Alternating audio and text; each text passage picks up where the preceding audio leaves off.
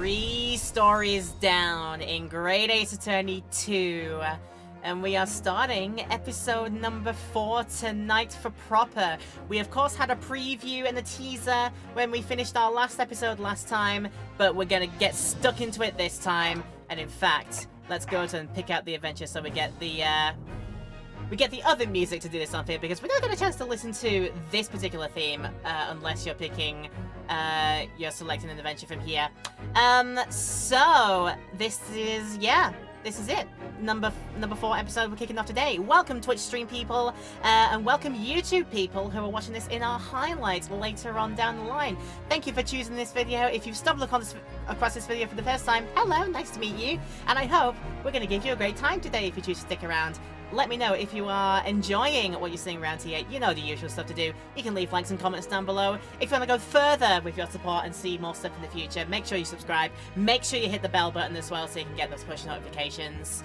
And we've already started late in this stream, so we are wasting no time. This is basically a fresh slate, and what we'll do is we'll go back to here, the select adventure menu, and bring this up again. Twisted Karma and His Last Bow is our episode title for number 4 episode of Great Ace Attorney 2. Let's see again and remind ourselves what we were doing here. 16 chapters it looks like there, so is that less than last time out here? It is less than last time, so this may not take as long as it did in episode 3, but who knows? Maybe I'll like swing through it, or maybe sometimes I'll flip on things. We'll have to wait and see. But yeah, let's see this again. A most bizarre incident born of a curious advertisement and a commonplace killing at the edge of town. Damn. Pipe in hand, Sholmes looked down at the thick, rolling fog outside our window.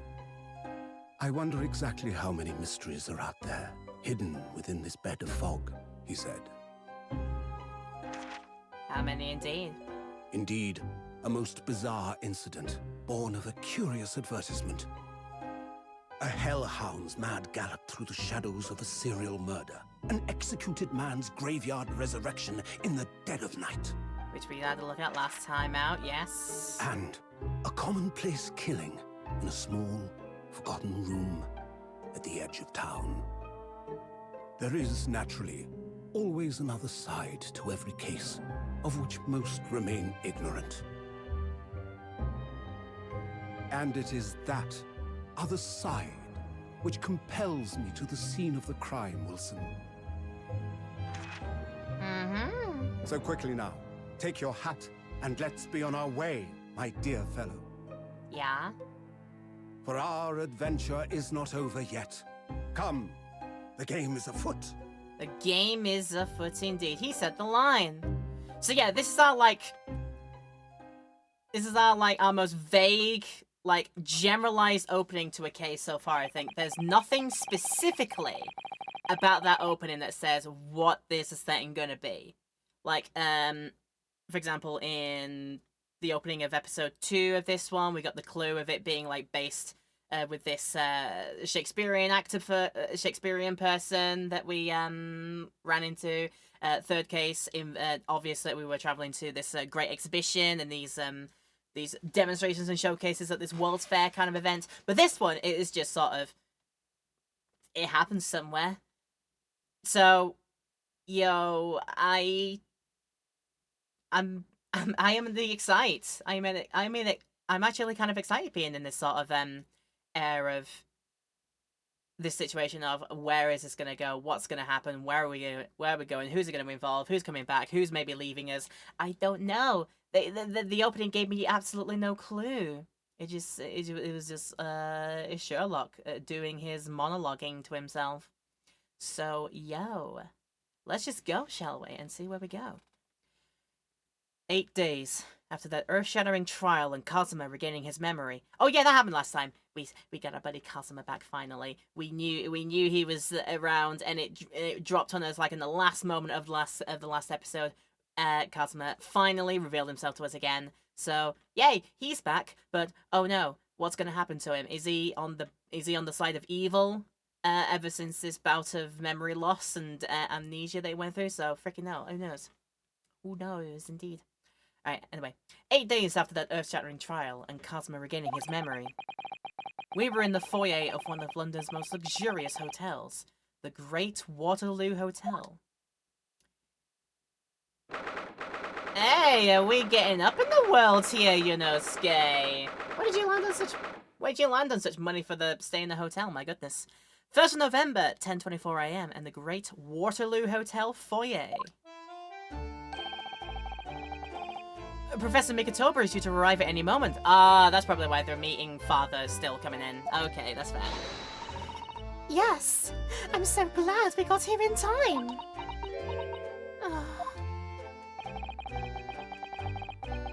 Susana-san hasn't been the same since what happened.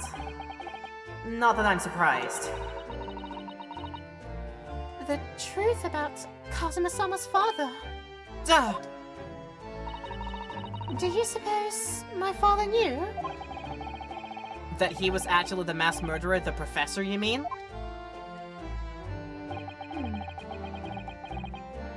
I knew that's what she was thinking about.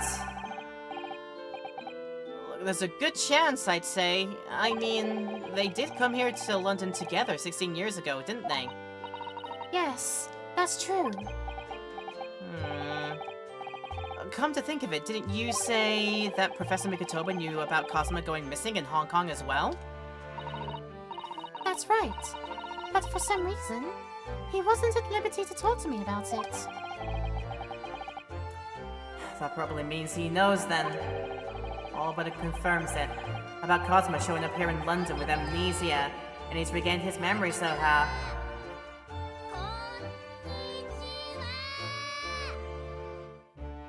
I think I just about heard that, but Kado, thank you so much for the konnichiwa! And konnichiwa to you too! Oh, Genki, that's down there. How are you doing today, Kado? Thank you for hopping in. We're just kicking off with episode 4 and looking forward to what's gonna go on here.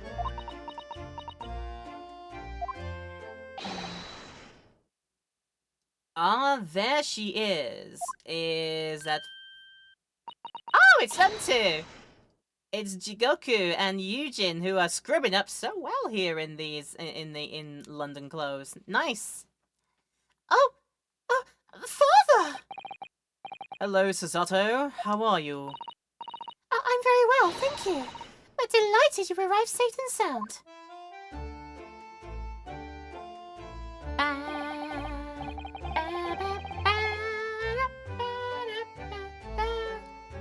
Seriously, they do scrub up quite well here. Very dapper gentleman. Doing alright, how are you? I'm fine, thank you so much. Thank you for asking. It's warm in my part of the world as it tends to get every year this time of year.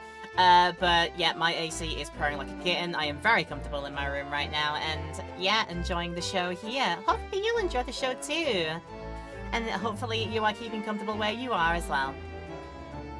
Hello, Mr. Naruhodo. Very kind of you to take the trouble to meet us here. Oh no, not at all. It's my pleasure. We've heard all about your extraordinary exploits here in London, you know. The news has crossed the seas. It has? I always look forward to reading the monthly reports that arrive with the steamships from Britain. Oh, I see. Well, thank you very much. Who is this man? Why do I feel as though I've seen him before? I take it from your expression that you can't quite place me. In that case, how about a little reminder, Seishiro? A firm tap should do it. Yes. A firm tap? What? Here we go then. I hereby pronounce the defendant, Yunosuke Naruhodo, guilty! Ah. Oh! You're...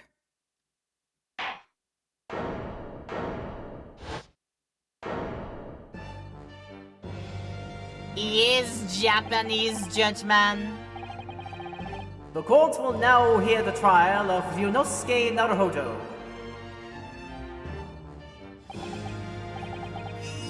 Your Excellency! Hello, Joshidoku. How are you? It's been a long time. Ha ha ha ha! Good, you remembered now. That really did the trick. Guilty! Only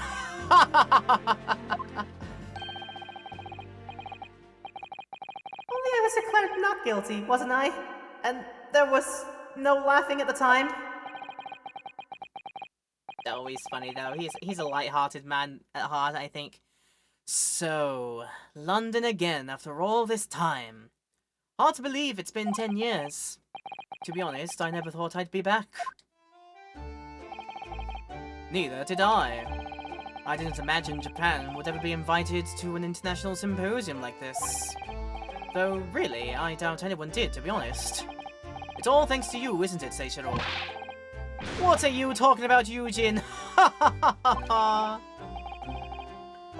Of course. Judge Jijoku. He must complete the set. He's the other man who 16 years ago came to London with Kazuma's father and Professor Mikotoba. He's the third visiting scholar. Well, all those passport checks and luggage searches at the border took rather a lot of time. I must say, I'm very envious of your ministerial status. You didn't have to go through any of that, did you? Oh, I knew you were jealous. Sorry, ministerial status? Yes, didn't you know, Seishiro here is also Japan's Minister of Foreign Affairs. It was his personal insistence that allowed you to take Kazuma's place here on this study tour. Guilty as charged! He's gonna look so weird if he just brings out that hammer just in general public anywhere, just wherever he's out and about, brings it to the next, like, fancy steak restaurant he goes to for the evening meal, and is like, you are guilty of bringing me a very delicious steak. I wonder. Oh, well, thank you so much. He really is every bit as important as he looks. Ah, yes. Now, Naruhodo. I received a telegram from Lord Strongheart yesterday. Oh, you did? It appears that some things came to light in a trial you were involved with 8 days ago. About what happened 10 years ago. That tragedy.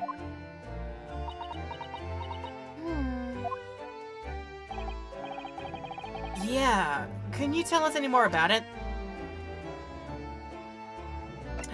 It is time to confess. Ooh! I'm kinda curious. Professor Mikotoba, I wonder, could I show you something? Why do you seem so nervous? I suppose it's because I'm a student showing something to a professor. That's always quite nerve-wracking. Well, I'm sorry I perturb you in that way, but anyway, I'm afraid I have nothing useful to say about that, really. Nothing useful about Kazuma's armband that I inherited from him all that time ago? I'm surprised you don't, actually. Anyway, how was the steamboat over here? So, how was the voyage here? Well, 50 days at sea is a long time by anyone's standards. But it wasn't as bad as when we first came 16 years ago. No, that's true. Then I truly wondered if we wouldn't be drifting in the vast ocean for the rest of our lives. This time, we followed the same route as you, so we were able to relax and enjoy the experience. So you stopped in France's beautiful capital, Paris? We did, yes. Though, only for one night. But Paris is not near the ocean when last I checked. Unless a steamboat came in for like a massive canal some way. I mean, I don't know. I've not been to France for years now, so I wouldn't know. And yesterday evening, we left the port of Dunkirk for Dover.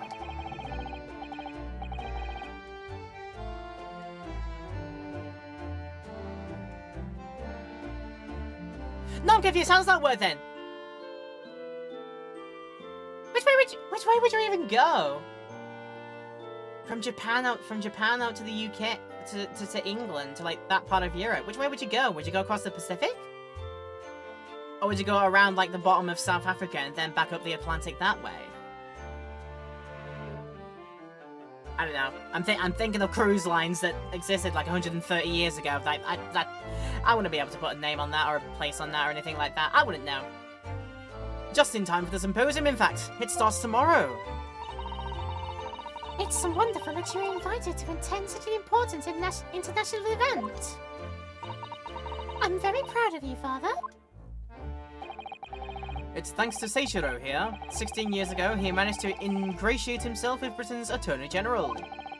I'm sure that's why he was invited. And I suppose you could say I'm something of an appendage by default. Speak for yourself, Eugene! You were close friends with the Professor of Forensic Science at a major hospital! Yes, well, I'd rather not dredge all that up, really. No, there's been a lot of water under the bridge since then, but it doesn't bring him back. Cosmo's father, I suppose. And possibly Wilson as well. Dr. John Wilson from all that time ago, maybe. We'll see. So about that then. The Professor, the killer who took the lives of 5 members of the British aristocracy, was actually Cosmo's father, wasn't he? That's correct. Genshin Asogi. Oh no.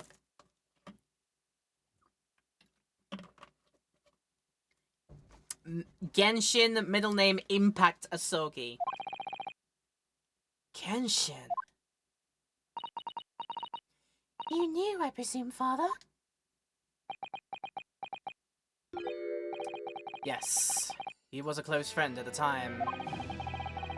Genshin came to Britain as a police detective. He was studying investigative techniques at Scotland Yard. I've never understood what drove the man to commit such heinous acts. It was a closed trial, so the public never knew the truth, and he was executed with little ado. To this day, very few people know what really happened, even in our homeland. But what about Cosima? Did he know? Did he know the truth about his father? No, of course not. He was told his father passed from sickness.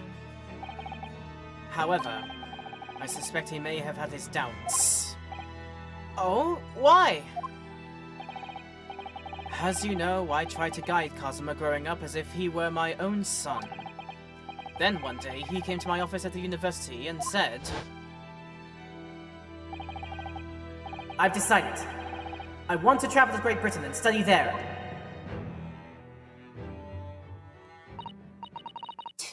Do you think he wanted to come here to investigate his father's death? I don't know. But when I looked into his eyes, I did know that there was no way I'd be able to stop him.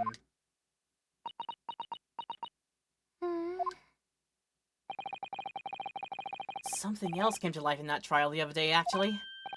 Oh? What? Well, having disappeared in Hong Kong and been missing for almost a year, Cosmo since turned up here in London working as the apprentice of Lord Van Zeeks. What? What? That's news to us! So, Lord Strongheart's telegram neglected to mention that part, then? They had no idea that information was withheld. Accidentally or probably knowingly withheld. That's what I'm guessing.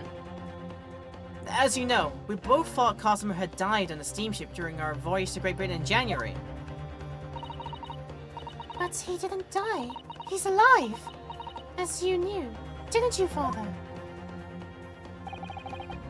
In actual fact, no. What I did know is that when your ship docked in Hong Kong, he mysteriously vanished. We sent a team of investigators to Hong Kong to try to ascertain what had happened, but to no avail. But he's still alive? And here, in London, you say? I never dared even to dream it. Why on earth did the young man not make contact? The government and the police have been chasing clues fruitlessly for months now. Well, it seems that he was suffering from amnesia. What? Amnesia? When we first came across him again here in London, he didn't know who either of us were. Oh, I see. He only regained his memory 8 days ago. This This is unbelievable. Yes, it's quite miraculous. I wonder why Lord Strongheart didn't let us know. I must speak with him urgently. I wonder how Cosmo's been these past few days. Would it be wrong for us to go and visit him? You could try, but maybe after you get all the informations and talkies out of the way. That began 16 years ago now. It's a distant memory, really. It was Yujin here, Genshin Asogi, and myself. We were the original three. The first judicial scholars from Japan to travel overseas to study. Ocean voyages were not what they are today, I can tell you. 16 years ago. Things were tough for their generation. Oh, you should see our generation right now, my dudes. Your father was an exceptionally fine medical student at Yume University at the time, you know, young lady? Yes, grandmother told me. He went to do research at a great London hospital to study autopsy. Practically unheard of in Japan. Yes, it was an eerie place, sandwiched between the back of a prison and a burial ground. Ugh, not more talk of graves. Very often, there's no one willing to deal with bodies following autopsy work. So you see, autopsy labs have something of an unavoidable relationship with graveyards and prisons. Not my cup of tea at all. Do you remember that Scottish prison governor? Caden, his name was. He was a good man. Yes, but then of course in our 6th year here, everything changed with that dreadful case. When Genshin was arrested for a series of the most gruesome murders. I simply couldn't believe it. I'd known the man for years. I was a witness at a secret hearing and I tried to speak in his defense, but you went a little too far and ended up facing charges yourself, didn't you? Well, suffice to say that after that trial, we were sent back to Japan. There was nothing more we could do to save Genshin. He was a lost cause, sadly. Oh. Oh, darn. Well, if you'll excuse us now. Yes, I'd like to get this trunk up to my room as soon as possible. Oh, I'm so sorry. I shouldn't have held you up here for so long. I'll go for the porter then. Just wait here. Oh, bellboy! Ding ding! Susato-san's gone off for the run. I'd like to stay and talk more, but I do have various preparations to make for tomorrow. Yes, of course. It must be a big responsibility representing our entire country. I wish you the best of luck. Naruhodo. I hope you'll keep an eye on Susato for me. Keep looking after her as you obviously have been. Oh no, I mean, if anyone's looking after anyone, it's her looking after me. Well, I do appreciate you being there for her. After all, I've been a miserable father to her. I've thoroughly let her down. Sorry? What do you mean? Well, it was 16 years ago that I started my long study tour here in Britain, as you know. The very year Susato was born. Yeah, I heard. The birth of my daughter was the most joyous event of my life, but... well, sadly it was accompanied by the most tragic event of my life, too. Oh, yeah, Susato-san hinted at something like that. It was a rather turbulent time at home. And nothing more than that, whoa. Anyway, I won't bore you with the details. The point is, I became rather less dependable than befits a grown man. And it was then that Seishiro offered me the opportunity to study here, in Great Britain. I was too worried about you to leave you behind. So perhaps I was a little heavy-handed when it came to persuading you to accompany me to London. So that's what happened in a nutshell. And that's also the reason why I now feel compelled to give my daughter as many opportunities as I dare. Though the world does not readily afford young women such things, I must say. I completely understand, Professor.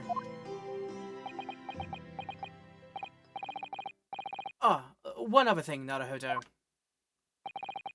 If I may be so bold, I have a favor to ask you. Oh, really? Of course! What can I do for you? Well, the thing is, I'm so sorry that took so long. Mr. Zato! Now then, allow us to take your bags. Allow me to take your bags. One moment, if you please, Porter. Of course, sir! Of course, sir. He's the drunkard one as well. That machine around your neck. It's a camera, I believe. Quite right, sir. Just 5 shillings for a lovely photograph to commemorate a wonderful stay at the hotel, sir. Well, I think given the occasion, we could justify the expense. Oh, yes, of course! That's just me alcohol thinking there. Trying to be prim and proper, but trying too hard to be prim and proper, you know, game. I'd like to thank you for coming with me, Miss Naruhodo. It's really made Father very happy, I think. Oh, well, I'm pleased then. But we were interrupted before. Professor Mikotomo was about to ask me something. Shall we return to Baker Street then? I expect Iris will have some delicious tea waiting for us. Yeah, let's go.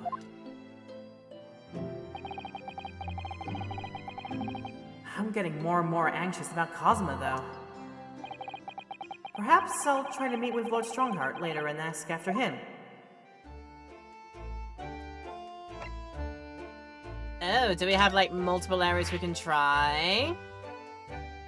There's, of course, our consultancy up there, Sholmes' suite, and then Lord Chief Justice's office. We shall do the nice place first. Let's go and have that tea, shall we? Even though we can't have the tea because it's in video game land tea. 1st of November in Sholmes' suite. I don't think the newspaper was strewn under the on the lounger before.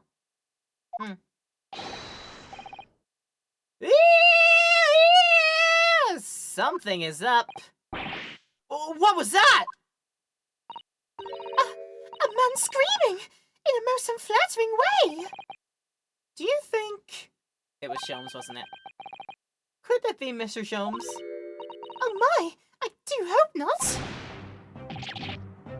Oh, it wasn't. I don't do it anymore. Mon ami, stop this disgraceful display, huh? Who are these people? Look at their hair, it's bright red. I didn't realize that the red hair was actually going to be like a thing about this case. I thought it was just a blah blah blah thing. Reminds me of a little bit of Schindler's List for some reason. That one scene where he decided to make that girl in the coats, in the red coat, and have that show up in red against everything else being filmed in black and white. Random thought. I think they must be clients of Mr. Sholmes. Right, you two, you come with me now, down a clink. No, not depressing. It is dark and damp and I don't like it. Oops, the darkness, it is my friend. I am not scared. But you are always scared of the dark. Shut your mouth, you idiot! I will sit quietly in the dark and plan our next Dannygeist! I don't like this! I don't like it! Well, tough. We are finishers down at yard. Now get moving! Bye, Virginie! Have fun! Oh yeah, thanks, Iris! And thanks, you great detective!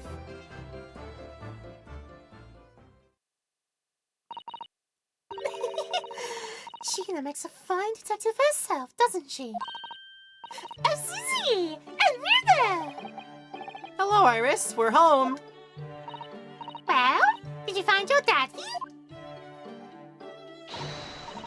Yes, we arrived at the hotel just before he and his friend. Oh? Well, that's great news.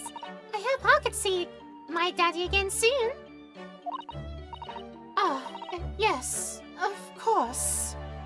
She made that incredibly awkward, but we do not have the heart to tell her right now because I do not want to make this 10-year-old very, very apoplectically upset. Seriously, if that moment ever does drop in one of the later moments of this game, then it's going to be almost too much to bear for me. Dr. John H. Wilson. I assume this is Sholmes talking. So, Iris, all that remains now is that greatest of problems known to man. He's got red as well, you what? Okay. But before we concern ourselves with that, I believe some tea is in order, don't you, my dear fellows?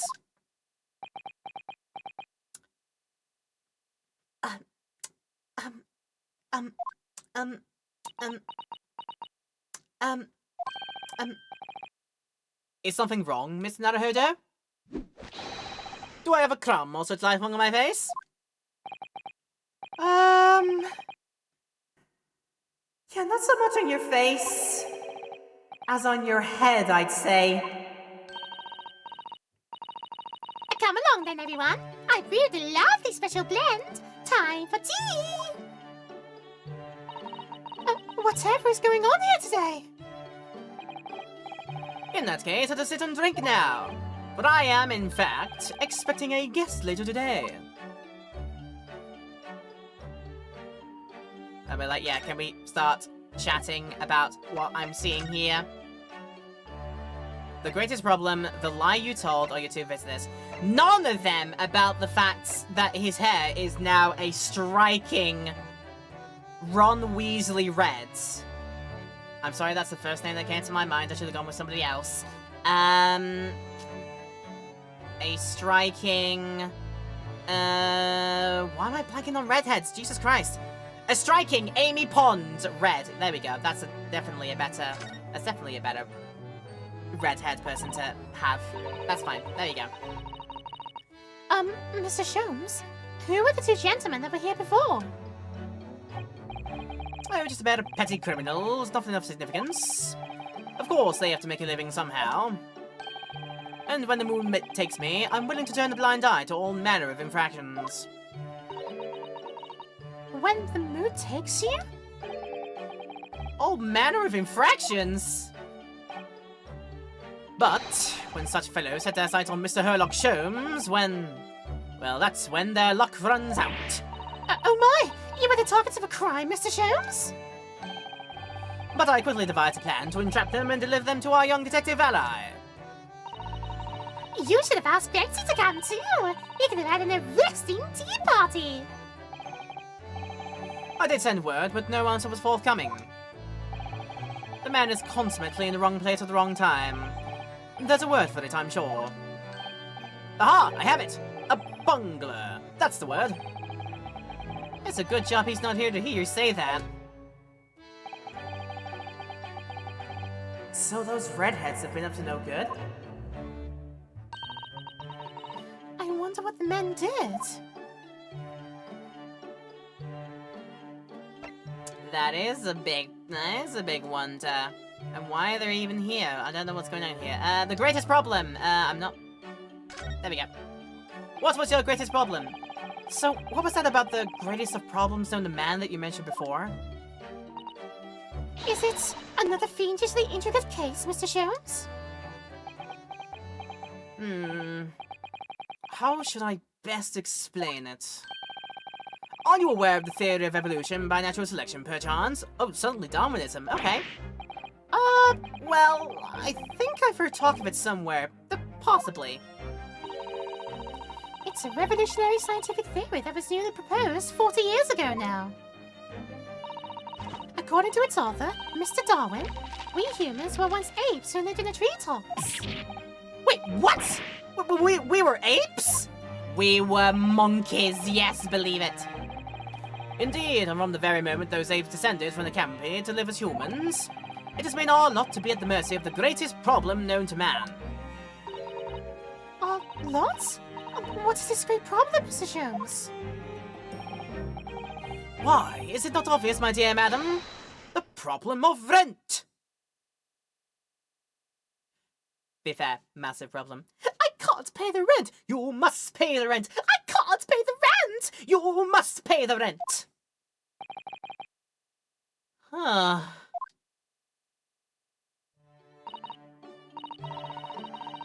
That's the thing, I actually wonder if, like, secretly, Sholmes is taking away, like, purported rent money from out of Naruhodo's expenses for this thing, for living up in the attic of this place.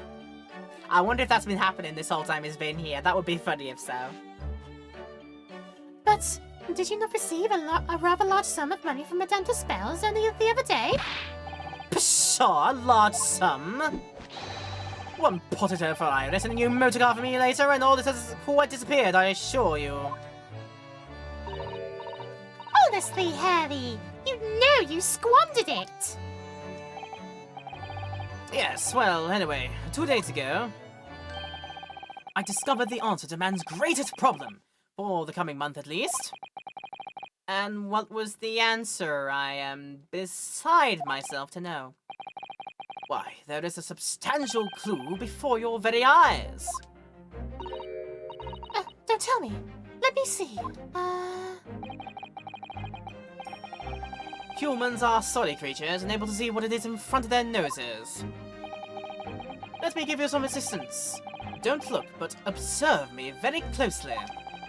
There is one particular feature about my person that has changed. You should notice it in the end, I think. In the end? It's been stabbing me in both eyes right from the very beginning of our conversation! I think we might need another clue before we uncover the full answer, Mr. Naruhodo. Thanks for the hint. I will be tearing my hair out if this charade goes on much longer.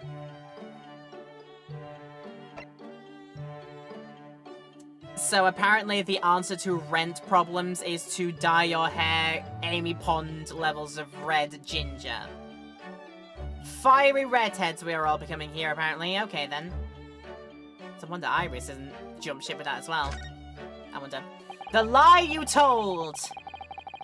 Mr. Sholmes, isn't it about time you told us the truth? Just over a week ago, you said to us... Flashback. I will now tell you something of the first importance, my dear fellow. Great detectives are wont to lie. It will serve you well to remember that.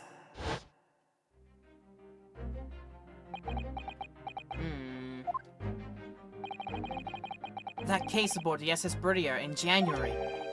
Cosmo wasn't killed, and you knew he wasn't dead at the time. So what was really going on? The fellow was unconscious for a very long time. If he hadn't regained consciousness when he did, his life would have been in mortal peril. Of course, a side effect of the prolonged comatose state was amnesia, as you now know. It was a simple enough task to silence the crew. But how? After they'd carried him out of the cabin, I assembled them in the lobby area. Then I made them swear to leave him unconscious and have him laid from the ship in Hong Kong as a murdered corpse. Honestly, I don't know why I echoed that voice. I don't think it was needed at that point. Oh well. Oh, how horrible! It was necessary to find some material with which to persuade the crewmen to keep their word, of course. But why? Why do it in the first place? I will be at liberty to elaborate in due course. But for the time being, I would like to reassure you, I didn't foresee subsequent events. What events? His disappearance in Hong Kong. Oh! the Hong Kong experience was not planned, you say? I believe I may have made a gross error of judgment. And this time I'm serious about it. Mr. Sholmes.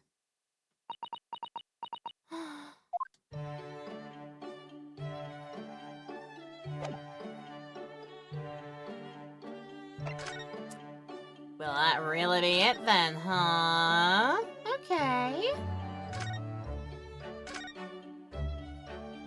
Because there's still all the stuff here that we can go over, but I don't think he's going to say anything new about things here. Apart from maybe checking out the boards, because maybe something new is on there. Maybe checking out the T2. This blackboard is where Iris scribbles down all her latest ideas, isn't it? Let's see. Oh, she seems to have drawn a lot of those stick figures all lined up. Look.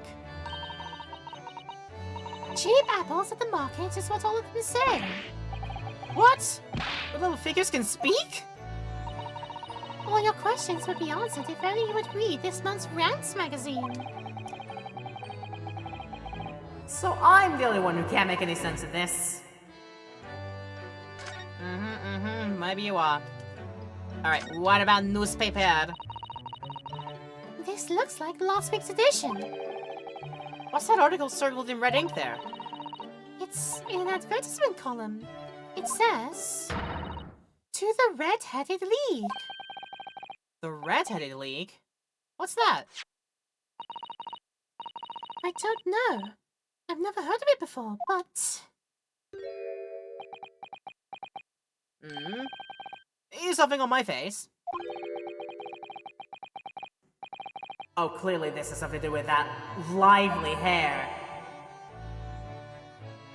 Aha! Something added to the court record that maybe we can press him about. Yes. An advertisement for the newspaper that's entitled "To the Red-Headed League." It seems somewhat suspicious in nature, but it does explain why man looks like that. Yes, indeed. Oh, wait, as well. I just peeped the mask on there.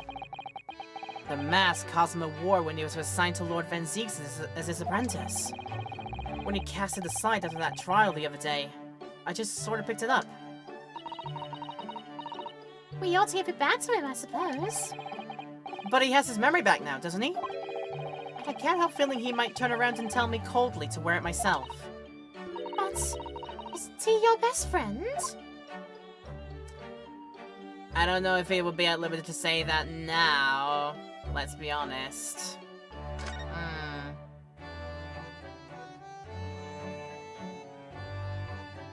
I don't think there's anything else. Not sure I'm gonna get anything new out of that. Right. Answer yourself. Answer me something. It looks as though someone circled an advertisement in this paper, Mr. Sholmes. To the Red-Headed League? Does that strike you in some way? I was thinking that just maybe it might be related to your bright red hair.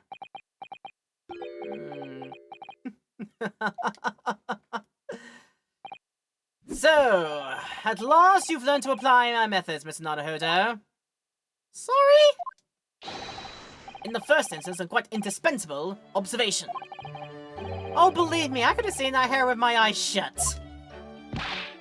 So then, allow me to regale you with the details of my latest exploits. Regale or boast?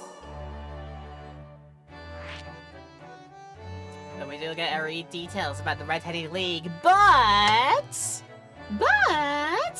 we'll do that after our break time, because it's nearly time to run an ad here. So, yes, people in Twitchland, we will take our mandated hourly ad break here. We'll run the ads through, let you continue listening to these, like, very nice Baker Street beats. And, yeah, allow you some time to take care of yourselves in the meantime. YouTube land, there will be no such highlight, no such break in the highlight, because we'll have cut it out. But if you do want to take a pause very quickly and go and take care of some things yourself before you come back to watch some more, that's always a great idea to do. So in any case, I will be coming back and doing some more of this, finding about the Red-Headed League and why his hair is red, when we come back. I'll see you in a few minutes. Hey, y'all! Thank you so much for coming in again for more of this very, very relaxing time so far. Thank you for coming along in YouTube land and in Twitch land. For YouTube land people, of course, I hope you had, if you had any break, then I hope you had a pleasant one doing so. And if you're enjoying this video, want to check out more of this kind of thing and more from my corner of the YouTubeverse in the future, make sure you let me know how you're enjoying things by going down to leave a like and comment down below. And if you want to do even more with your support, you can hit the subscribe button and hit the bell button as well to get push notifications. Oh, hello, Double Barrel. Welcome to see. Nice to see you again. We have got a very fiery, hot-headed Herlock Sholmes here. And we've just pieced together that maybe something in the newspaper holds a secret as to why. So we're just going to press about it now. So what is the Red-Headed League, which seems to be the subject of the advertisement you've circled? You noticed it in the paper, then? That, my dear fellow, was going to be the source of this month's rent payment. It was? How? How, pray tell? According to the advertisement, the Red-Headed League is a distinguished institution of fellows of unspecified governance. In fact, the only condition for becoming a member is having red hair. That doesn't entirely surprise me. And listen to what lucky redheads receive once they join. An unconditional salary of £4 a week. Oh my! £4 a week? That is a lot of money nowadays. I don't know how much exactly, but that is a lot of money nowadays. But why? What are they paying people for? That I don't know. No details are given in the advertisement. You're falling for a Ponzi scheme, my dude. Seriously. But surely every red-headed person in the country would be flocking to join in that case. You're right, Susie. There's no time to lose. I'll put in my applications once. So will I, just on the off chance. That might be stretching a point, I think. The trouble is, I have a fixed number of members, you see. Oh, I see. So once a certain number of people have joined, no one else can. But as luck would have it, one member recently passed away. It wasn't particularly lucky for the red-headed in question, I feel, Mr. Sholmes. So you decided to try and join in his place. Correct. I mean, look at me. Have you ever seen such a red-headed fellow? No. Can't say I have. So why? Why did it have to go so wrong? What on earth happened? How could this foolproof plan of yours ever go wrong? A blunder, Mr. Naruhodo, though it pains me to admit it. What did you do? Mr. Sholmes, look at me in the eye and tell me what you did. What did you actually do to your hair, Mr. Sholmes? I'm glad you asked, Mrs. Otto. What you see atop my hair is neither dyed nor a hairpiece. I changed the color of my hair overnight. By the wonders of chemistry. Chemistry? Alright. Surprised you didn't burn half of it off. I was conducting some research into a method of rejuvenating spent tea leaves. And in the course of my work, I stumbled upon a potion that, when taken, turns one's hair a flame like red. Would you like to try it? It will make every hair in your body perfectly crimson. I think I'll pass. But, Mr. Sholmes, is it quite safe to drink? Surely it's bad for you, isn't it? Oh, amateurs are always hampered by such fears. Oh, I should never have doubted you, Mr. Sholmes. You mean to say... But of course! To earn £4 per week, one must be prepared to turn a blind eye to a little danger. That degree of red signals more just than a little danger, surely. We are not talking red flags here, we are talking crimson flags. So anyway, Hurley left full of confidence yesterday with his new red hair. For the park on 9th Street where the Red-Headed League were interviewing prospective new members. So what went wrong? The whole park was choked with redhead folk, like a Coster's orange barrow. I queued for 8 hours solid before at last I reached the front. But when the panel of interviewers saw me, they immediately said, "Ah, Mr. Herlock Sholmes, are you in disguise to conduct an investigation?"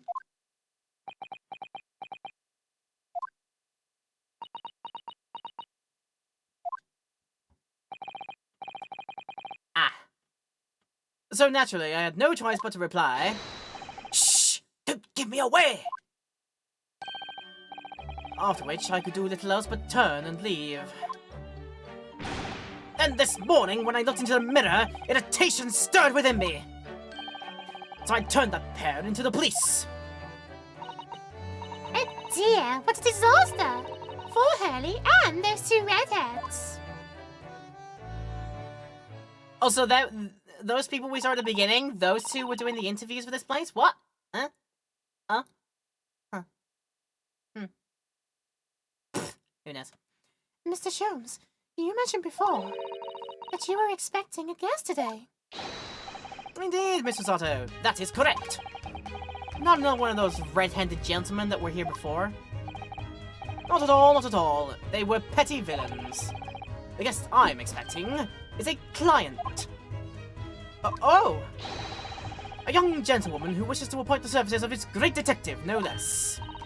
Oh, how wonderful, Mr. Sholmes. You must stay and observe the fashion in which a great detective receives his customers. Must we? I have you in my clutches now, Rent, just as I have you in my clutches, redheads. Ha ha ha ha ha! That hearty laugh is masking rather sinister thoughts, I feel. Oh, you know, the lady isn't due for another hour yet. Don't feel as though you must wait around if you have other things to do.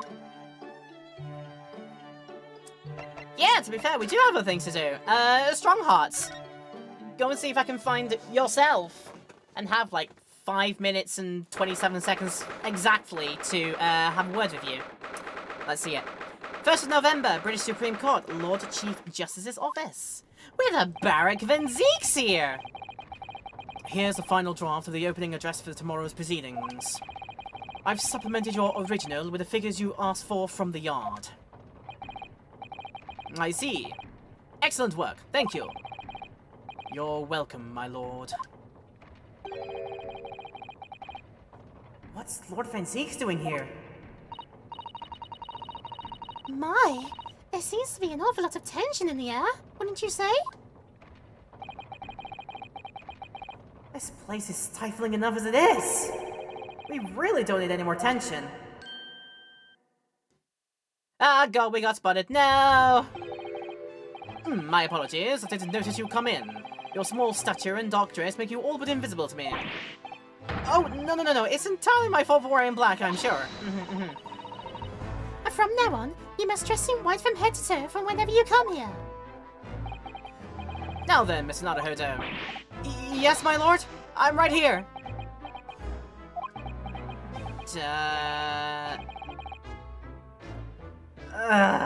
Kill me now.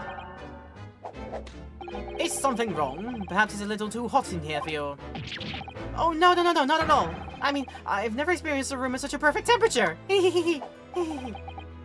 If you're sure, the beads of sweat carving their way down your face seems to suggest otherwise. Oh, that's because of the daggers you stare at me, mainly. As you're no doubt aware, my International Forensic Science Symposium begins tomorrow. In fact, your father arrived in London early today, I hear, madam. Oh, yes, that's right, my lord. He's extremely honored to have been invited. I'll leave the remaining preparations for the meeting room in your capable hands then, Lord Van Zeeks. I would attend at once.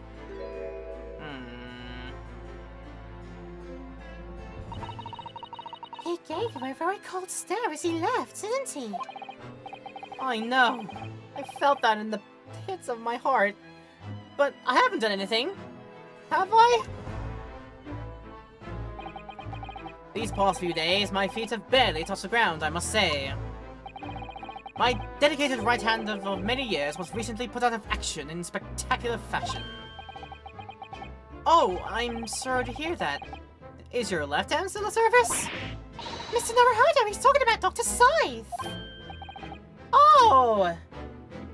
Of course. Oh god, that was my fault, wasn't it? Oh no. I'm terribly sorry about that. I was just, Fear not, you've done nothing wrong. Dr. Scythe's own wrongdoing precipitated the situation. You needn't concern yourself with it any further. That would be a lot easier to do if it weren't for the piercing stare you're giving me. Lord Van Zieks is doing an admirable job of holding the fort. Though disturbingly, his apprentice has been missing since yesterday. Oh. Missing? What's become of Kazuma-sama now?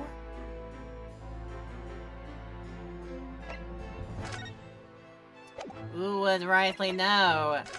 Out of curiosity, could I show you this, Lord Strongheart? I'm the Lord Chief Justice. I'm not here to offer advice about evidence. Oh. Especially when the evidence in question is so dull. Ah, so that's the real reason. He doesn't give monkeys, I see. Alright, let's just talk then. About the symposium! Not long ago, visitor numbers to the Great Exhibition exceeded 30 million. The 30 million?! Are there even that many people in the world? As a comparison, Mr. Naruhodo, the population of the imperial capital, Tokyo, is 2 million. I will be opening the International Forensic Science Symposium in the exhibition's main auditorium. This event has been 2 years in the making. 2 years of preparations and negotiations with other countries. It sounds like a tremendous achievement. Congratulations! The 20th century will see the wholesale adoption of forensic investigation techniques, and cooperation between policing organizations around the globe will be essential.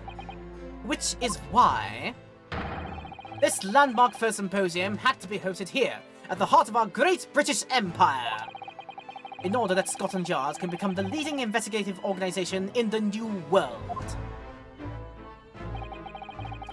Totally not for ulterior motives. I don't know how many times I've said this now. He's the same as ever, I see. The passion of his is quite something. You're every bit as passionate in your own way, I'm sure, Mr. Naruhodo. I'm the only person in this country who truly cares about a future that embraces forensic science.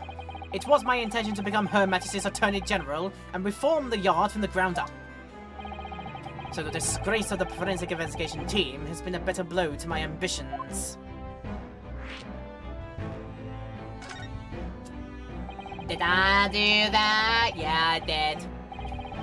I first established a forensic investigation team a year ago, experimentally to start with. With Dr. Scythe at the helm, it was steadily accruing an impressive record of achievement. I was on the verge of changing its name and elevating its status to a full-blown forensic investigation department. And can you not do that now? Obviously, nobody wants to hear anything about it at the moment. Even I can't keep this story out of the papers. 6 million Londoners will be cursing forensic science now. This incident will set back our country's advancement in the field by a good 10 years, I'd say. Unintended repercussions of our trial. Eek. We simply couldn't have overlooked what had happened, though. Of course not. We should all be grateful to you both. Anyway, I'll still reform this country's policing when I become Attorney General. This might delay my plans, but it won't alter them. Nothing will stand in my way. Man has a serious plan up his sleeve. So, about Lord Van Zieks' appearance. Oh, yes, that came as a surprise to me, I must say. That you and he are old friends. How did he become an apprentice to Lord Van Zieks in the first place? It came about 3 months ago. An unidentified Asian man was apprehended by border police. They found him hiding aboard a large goods vessel. Oh my! So he stowed away to get here. He had no papers to identify him, no passport, and he was suffering from amnesia too. Other than the fact that he was clearly of Eastern descent, there were no clues as to who he was. So, I decided to assign him to Lord Van Zieks. That way, I could keep an eye on him. I mean, honestly, there's a way you could probably identify, because I do not know anybody else who wears that red headband. Or at least not very many people who would do so. You could probably identify him like that. But then, why the mask? I didn't want to burden Lord Van Zieks with tiresome explanations about why he had an Eastern apprentice. Because it would be so much easier to explain why he was wearing a mask. He's proving to be a great help in Lord Van Zieks. I have high hopes for his future. By the way, do you know where he's gone? No idea, but I believe he's left London for the time being. Oh. I take it you also didn't know that the man's father was one of our country's most infamous criminals, I mean. Duh! Kenshin Asogi.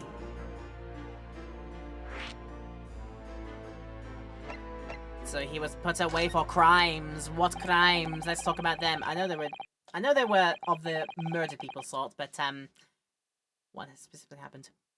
What we learned about that trial 8 days ago was a huge shock. Finding out my friend's father was... Ah, yes. Genshin Asogi. The professor came 10 years ago... The professor case 10 years ago caused a great stir here in Britain. They were such awful murders, and unprecedented. Using a ferocious dog as a murder weapon. And no one would have believed the culprit was a foreign student invited to study here by the government.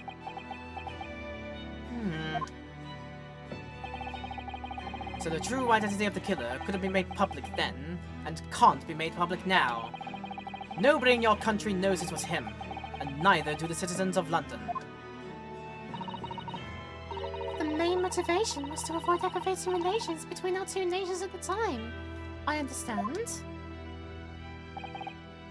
Correct. However, it has to be noted that there were some supporters of the professor's apparent cause. What? Supporters of a mass murderer? I mean, you'd be surprised. If they have like a motive or an ideal up their shoulder, you might want to say, you know what, that's probably a nice thing to support.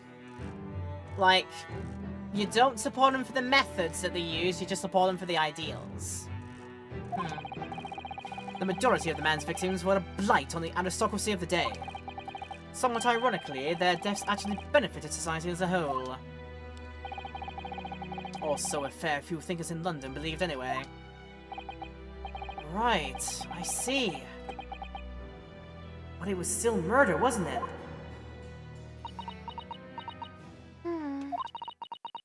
It seems very similar, doesn't it? To the idea of the Reaper of the Bailey. Ah! My god, it's that. My god, it kind of does.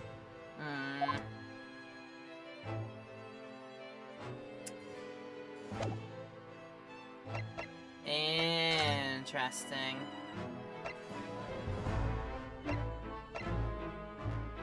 We return home now that we know further business. Check in the hotel just in case. Because honestly, I never took time to actually have a look around here. Let's get the flavor text. Look at those cases just left out there in the trolley. Aren't they worried about thieves? I know I am. Haven't you seen the porter over there? Don't worry, he's obviously keeping an eye on everything. Oh, so it's a trap designed to catch any chances it might be tempted.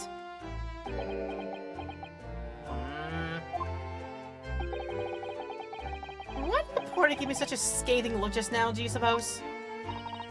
Well, some might say you look a little suspicious with your jetpack clothes. No, Not everyone clad in black is some sort of ninja with the intent to steal, you know? But the people in this country are not aware of this, unfortunately. Ever seen all the sparkling jewels up there? They must have gathered every gem in the world for that. Ah, it's called a chandelier, I believe. It's designed to provide elegant lighting in a large, spacious room like this. Whoa. So they had to gather every gem in the world just to illuminate one room? It's probably electric light bulbs that are actually throwing the light.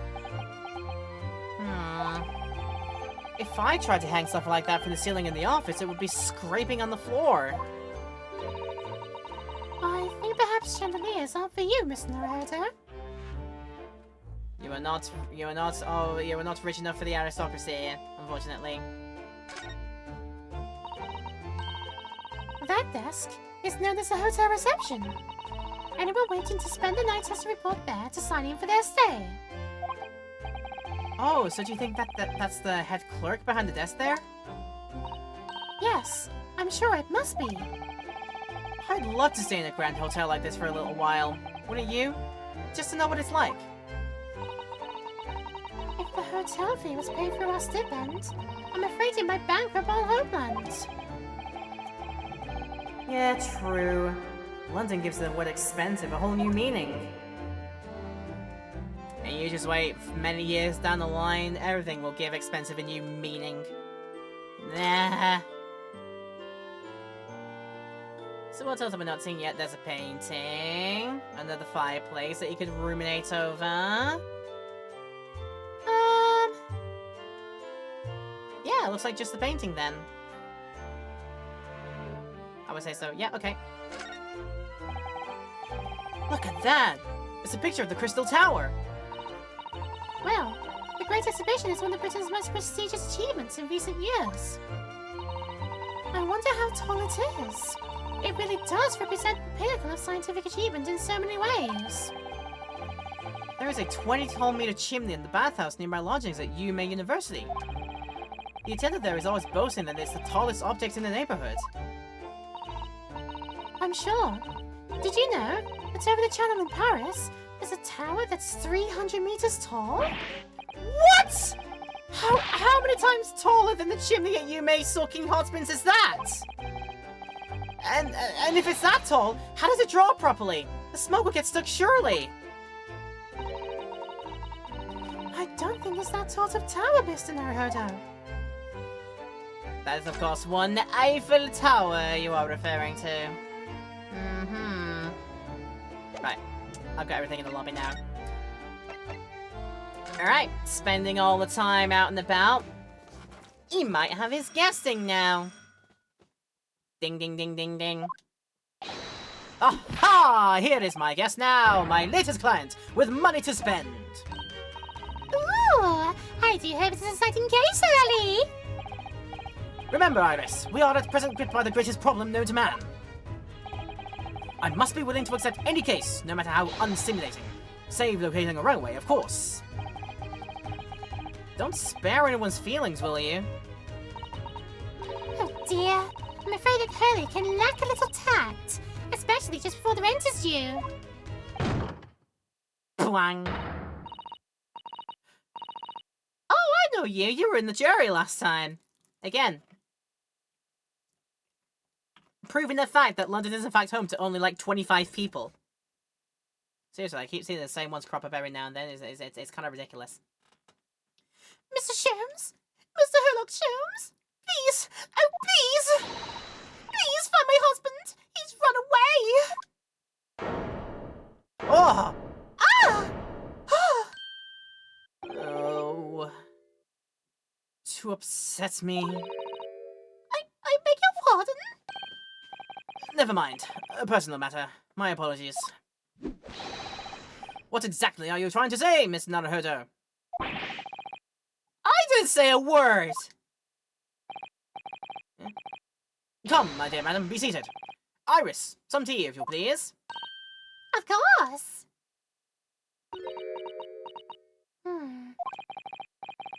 What's the matter, Mr. Sato? Oh, it's just that gentlewoman.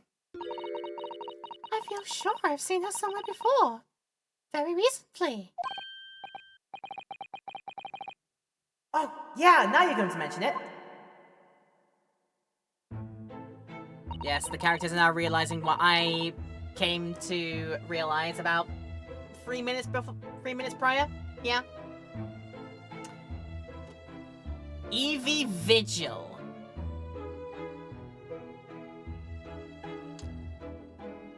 Am I meant to like see this as a pun or something? Like they're just like individual? Evie Vigil? It kind of sounds like he's trying to say individual, but just randomly. In a roundabout way, I suppose. As I explained earlier, my name is Evie Vigil. I implore you to take the case, sir. Money is no object. Simply name your figure. Money and wealth are of little consequence to me, madam. Being offered the case to solve is reward enough. Oh, Mr. Sholmes, you are the picture of benevolence. I will of course make a mental note of your offer, however, for contingent reasons. I trust you remember your words also. If I might inquire, sir. This gentleman and lady would be... Oh, me? What I am about to tell you, I should like to communicate in the strictest confidence, you understand? Ah, these are my friends. I assure you, you may say before this pair anything which you may say to me. Oh, I see. I can vouch for the gentleman personally. After all, he's hard of hearing. Oh, why did I ever get my hopes up?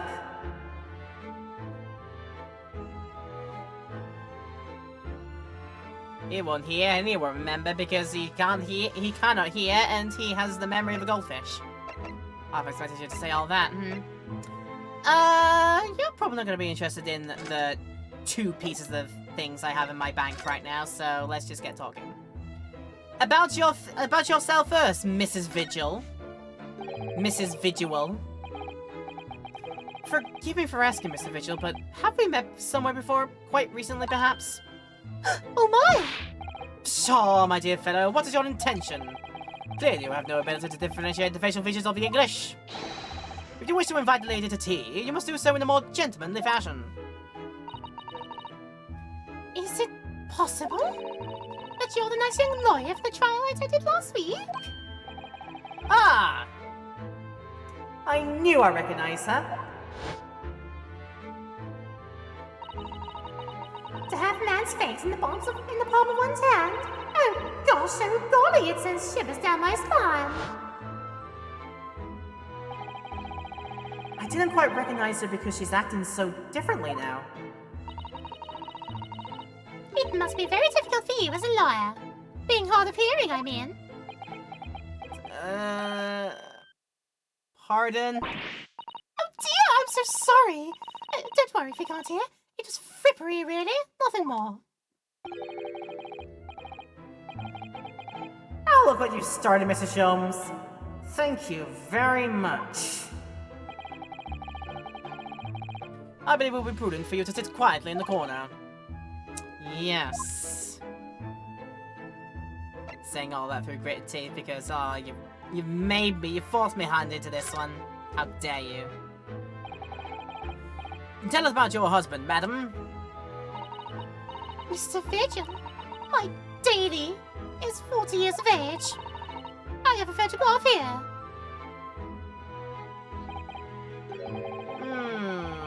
An entirely unremarkable gentleman.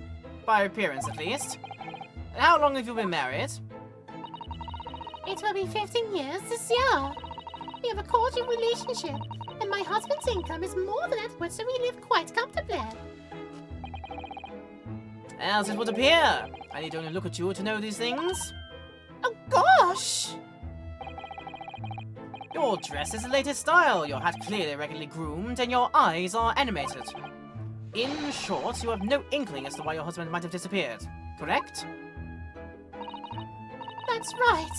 He's a kind man with a strong sense of loyalty, and he rather dotes on me. which would point to the possibility that he has become embroiled in some incident or other.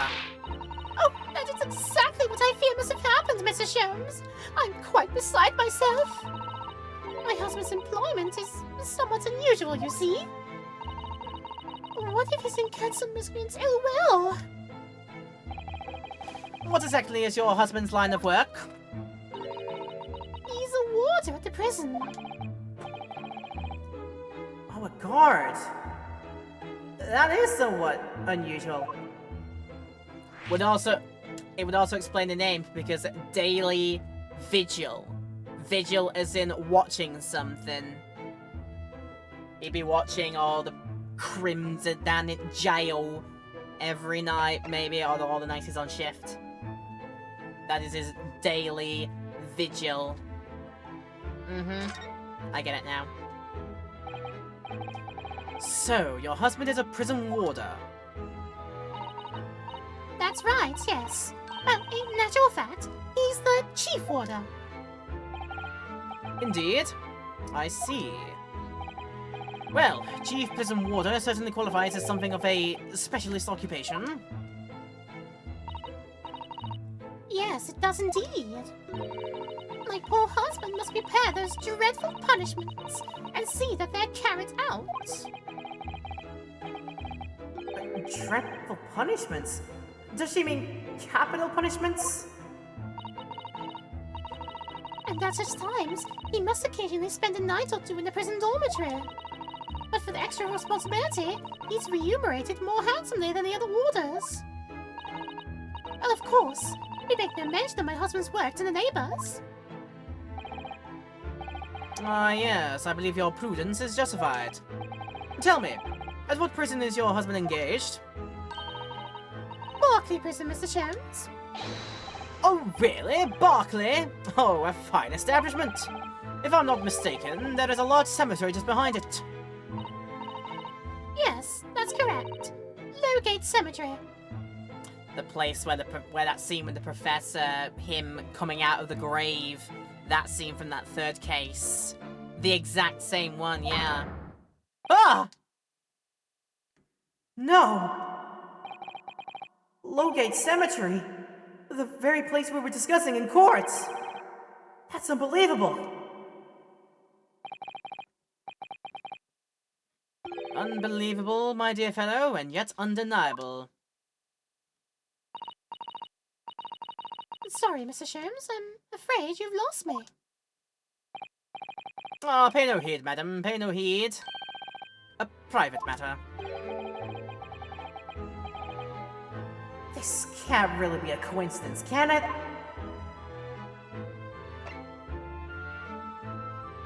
Like, but what if? What if it is? Ooh. Who knows? So, to the matter of your husband's disappearance. When did you realize he was missing? Please try not to laugh. It was yesterday. I'm sorry, yesterday? Well, that really is recent. Laughably so. The truth is, my husband does at times have occasion to spend the night away for his work. It's not at all out of the ordinary for him not to return home at night, but this is different. For him to not make any contact for a whole day, this has certainly never happened before. Oh, my dear Daly, whatever can have happened? My dear Mrs. Vigil, please calm yourself. Now then, have you contacted the police? Why, naturally, but sadly, they refuse to listen to my pleas as my husband has only been missing for one day. I was asked to wait patiently at home. In truth, Miss Vigil, I concur with the police. However, let us not be hasty. I see no reason why we should not engage my deductive powers to track your husband down anyway. Oh, thank you, Mr. Sholmes. And furthermore, let me assure you, a chance to solve the greatest problem known to man for another month has no bearing on my decision. I seek only to put a sweet smile on every Londoner's face. That's really all there is to it. You will have my eternal gratitude. I shall pay any sum you care to mention. You seek only to put this sweet rent in your landlady's purse. That's all there is to it. And I'm gonna have the good conscience to not say that out loud, but I'm silently judging you, sir.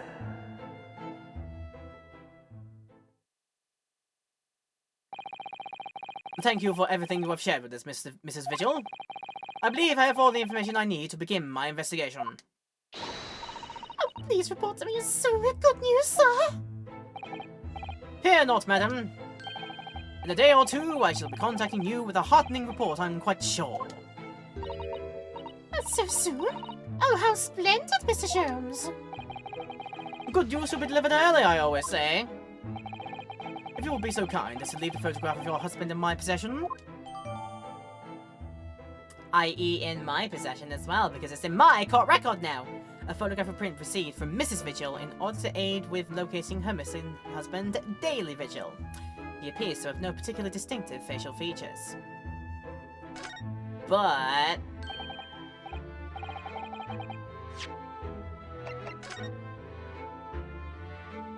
what's the betting? That because this is a sepia photograph, which they can only do at that time, it masks the fact that he also has some kind of red hair sitch like Mr. Sholmes does right now, and it turns out maybe a lot of people do in London, and this is all a massive intertwining potential coincidence or something a bit deeper than that. It's gotta be that the red hair means something, surely. Thank you. Now allow me to show you the door. I can't thank you enough, Mr. Sholmes. You've been simply marvelous.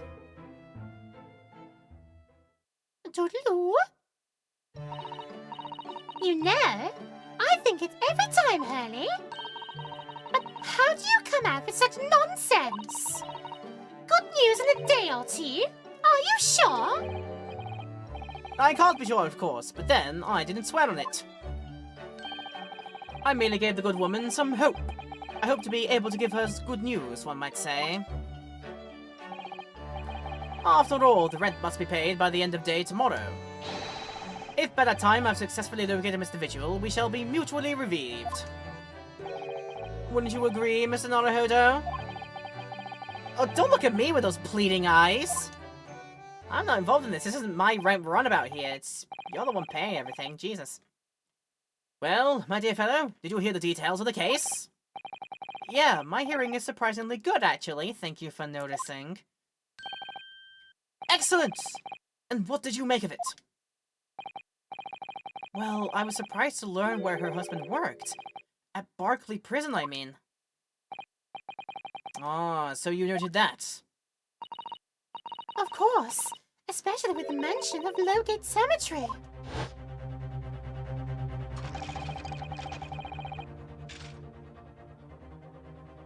I like how it's back to Mr. Clockwork Steampunk Man.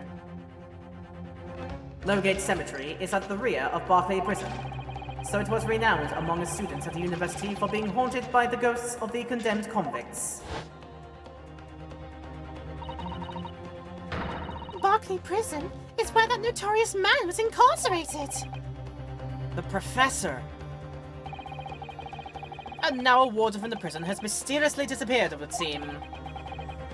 It's all very peculiar. Indeed! But nothing you can't handle, I'm quite certain, Mr. Naruhodo. Sorry? Run along to the prison and see what you can glean. Would you? It's the prison governor you want. No doubt the man is equally worried. But aren't you gonna go yourself? Surely you needn't ask. I can't possibly be seen in and out with this hair. Why now? Why not? But didn't you go to Lime Street with that hair? That was a quite different matter. So I leave it in your capable hands. Now, if you'll excuse me, I'm rather busy. Thank you very much. Now, where's the bleach? Ah, of course you are.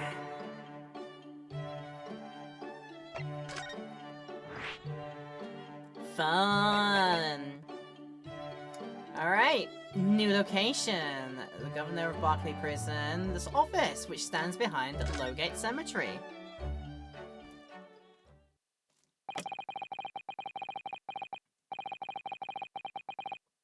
And what a terrible place for a warden office it would be. Barclay Prison is on the outskirts of London, backing onto a lonely burial ground. Its 4 high outer walls loomed quietly before us in the fog. Having requested a meeting, we were shown to the governor's office in the watchtower. That is a morbid grandfather clock, are you serious? Also, hey, look at the bird. Are we going to be cross-examining the bird later, I wonder? That's a nice turn-in joke for anybody. 1st of November in Barclay Prison, the governor's office.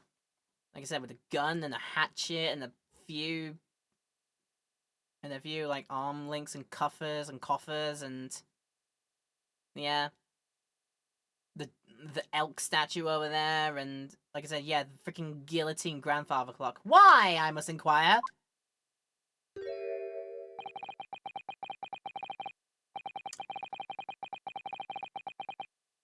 Oh, my man's Scottish! My man is Scottish! I'll have to bring out my best Argic impression, although probably not that one. I'll just go general Scottish. This place is full of ardent criminals. I can't remember the last time a civilian was down here. And you didn't want to talk to an inmate, but to me? Jesus Christ, hello. Chicken, know I am. I'm the governor. Barricading. I like it. Barricader. Barricade. Hmm? Oh, yes. It's a pleasure. I'm Yunosuke Naruhodo, defense lawyer. And an Easterner, I see. Does that mean... Yes, I'm a visiting student of law from the Empire of Japan.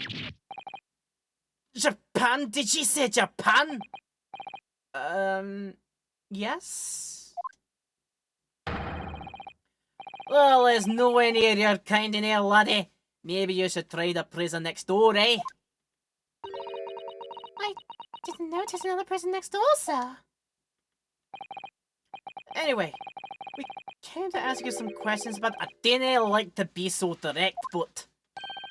I've no intention of speaking with the likes of you suspicious-looking Easterners. Now get out me air! So as soon as he finds out that we're from Japan, he reacts like this? That surely means... I think it's because of the professor case. You think so too? 10 years ago, Genshin Asogi, also known as the Professor, was incarcerated at this prison. And then, after his execution, he apparently re-emerged from his grave in the cemetery behind the prison. I might have known! You're sniffing around about that case, aren't ya? Your agents, eh? Part of the Professor's great web, no doubt. No, not at all. We're just... Get going with you before I punch your light suit. We're going! I'm again! Oh god. Clearly the ghost of that killer still haunts this place. We're not gonna get anywhere here. Unless we can somehow prove to this man that there's nothing suspicious about us. Governor Caden? What are you thinking, Mrs. Otto? I feel sure that name comes up in conversation recently somewhere. I was wondering if whoever mentioned him might have some ideas to help us. Oh, come to think of it, I have the same feeling.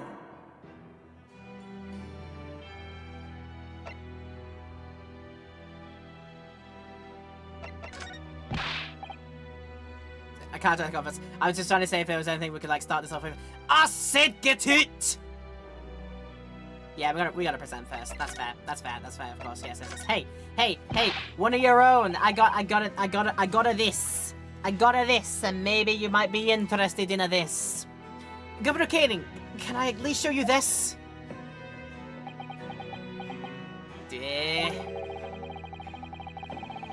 How many times can one man turn his back on you in a single conversation?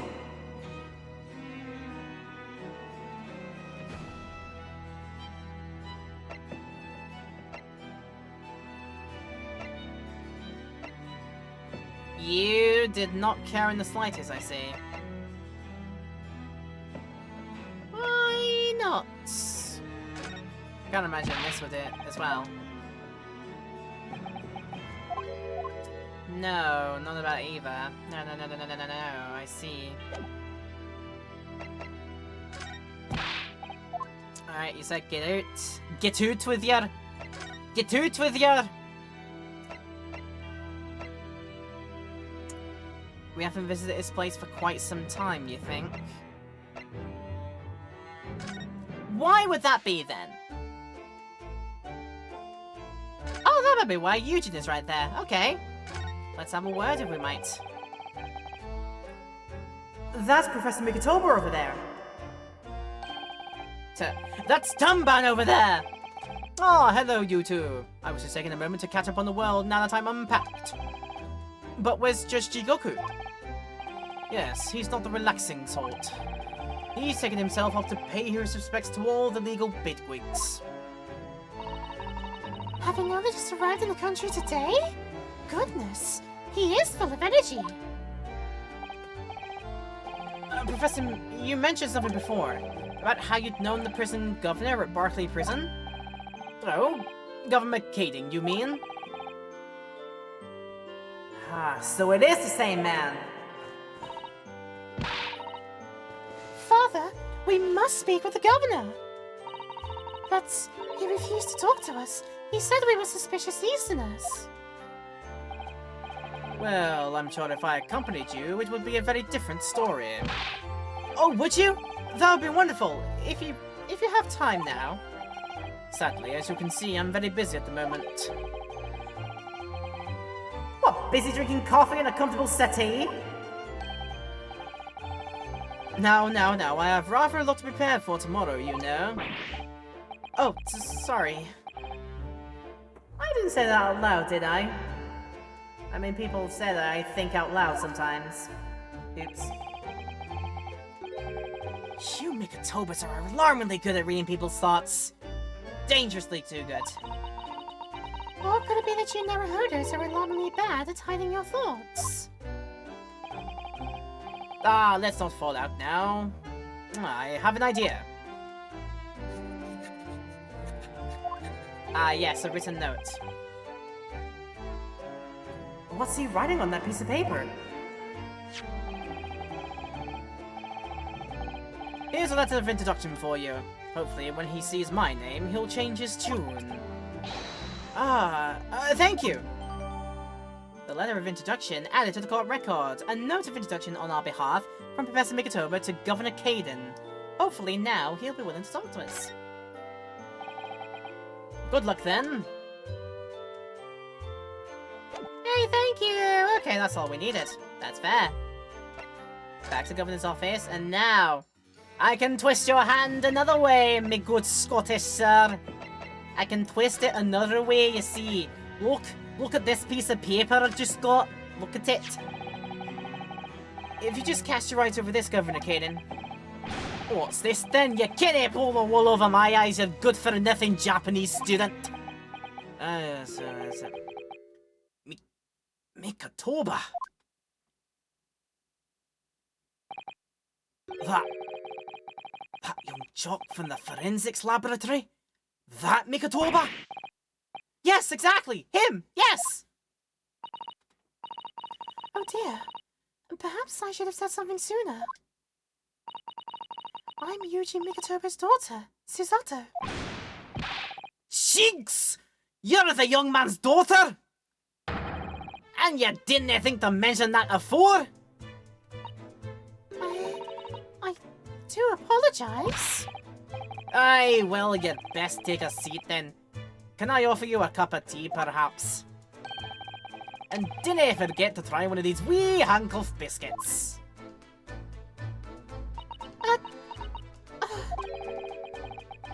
Your father's influence is nothing short of amazing. Wow. I'm bitterly regretting not announcing who I was from the outset now. You probably were just too lost in thought. I don't blame you, Susato. Don't blame yourself for everything. So then, what can I do for you, hen?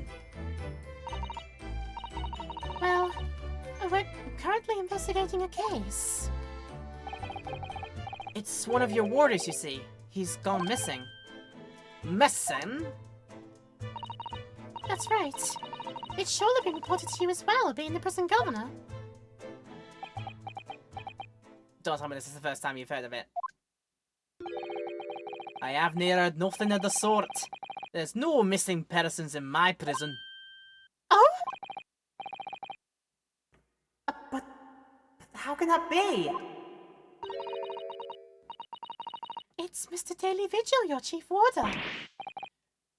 Vigil? That's right. His wife came to us and asked us to investigate his disappearance. Let's skip the part about him only going missing yesterday for now. Yeah.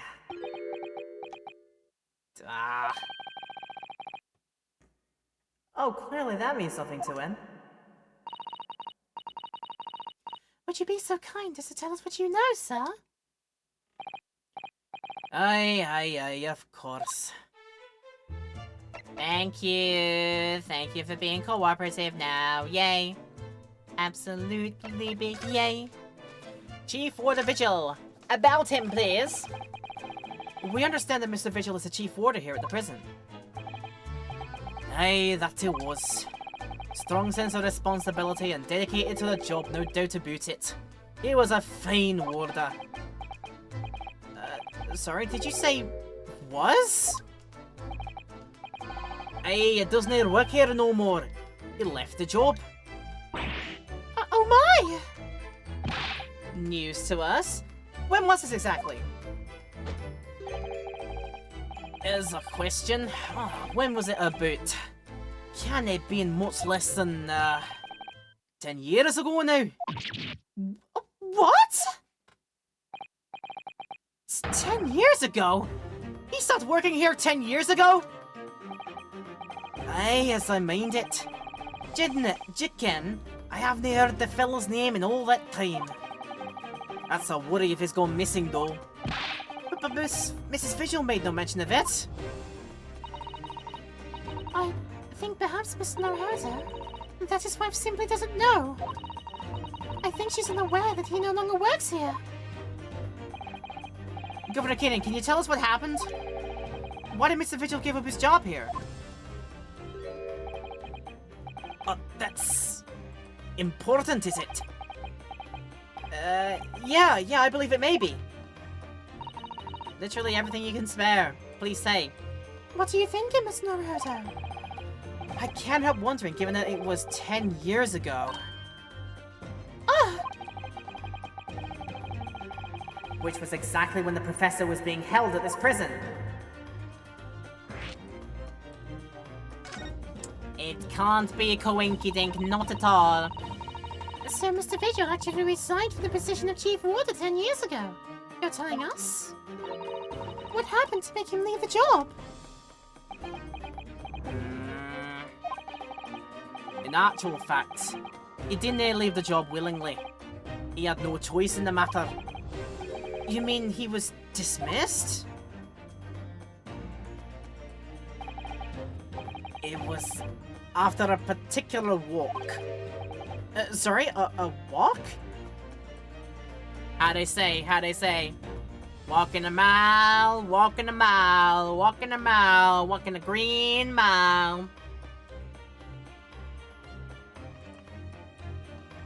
Fascinating movie, Green Mile, actually. I actually really kind of rate it. Hey, that's sort of word for it to near. A walk to the gallows. An execution. It's the job of the chief warder to prepare the gallows tree and oversee any executions, you see. Only Vigil did something unthinkable on that last work he was manning. What did he do? I'm sorry, but I can't reveal that information. but I can tell you that it's very rare for a chief warder to be relieved of this post. But why wouldn't Mr. Vigil know about it? She appears to be under the impression that her husband still works here. I wouldn't ken anything about that, I'm afraid. Can you perhaps answer one more question about the circumstances of its dismissal? And what would that be, in? That lost execution that Mr. Vigil was responsible for overseeing. Was it by any chance the professor's? My thoughts exactly.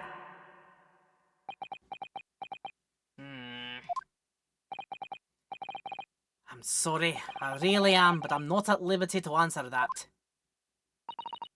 So that's a yes then, probably. I see. Very mysterious about it. Right, we can get word to him about Professor Mikotober as our last thing to talk about, but I've just seen where the ad timer is, so it's about time to run one of those, so it is time we get that done here, so I can have a bit of a rest myself as well, and stretch off and do all the important business.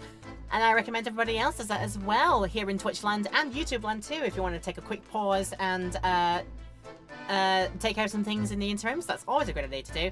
But in any case, we shall return and talk more to Mr. Scottish Governor here when we come back in a few minutes. I'll see you then. You join us back again. We have just finished our most recent break and are ready for some more. Welcome back, people in Twitchland, all of you lurkers and people who are lovely in the chat right now, and all of you lovely people out in YouTube land as well, watching this in our highlights.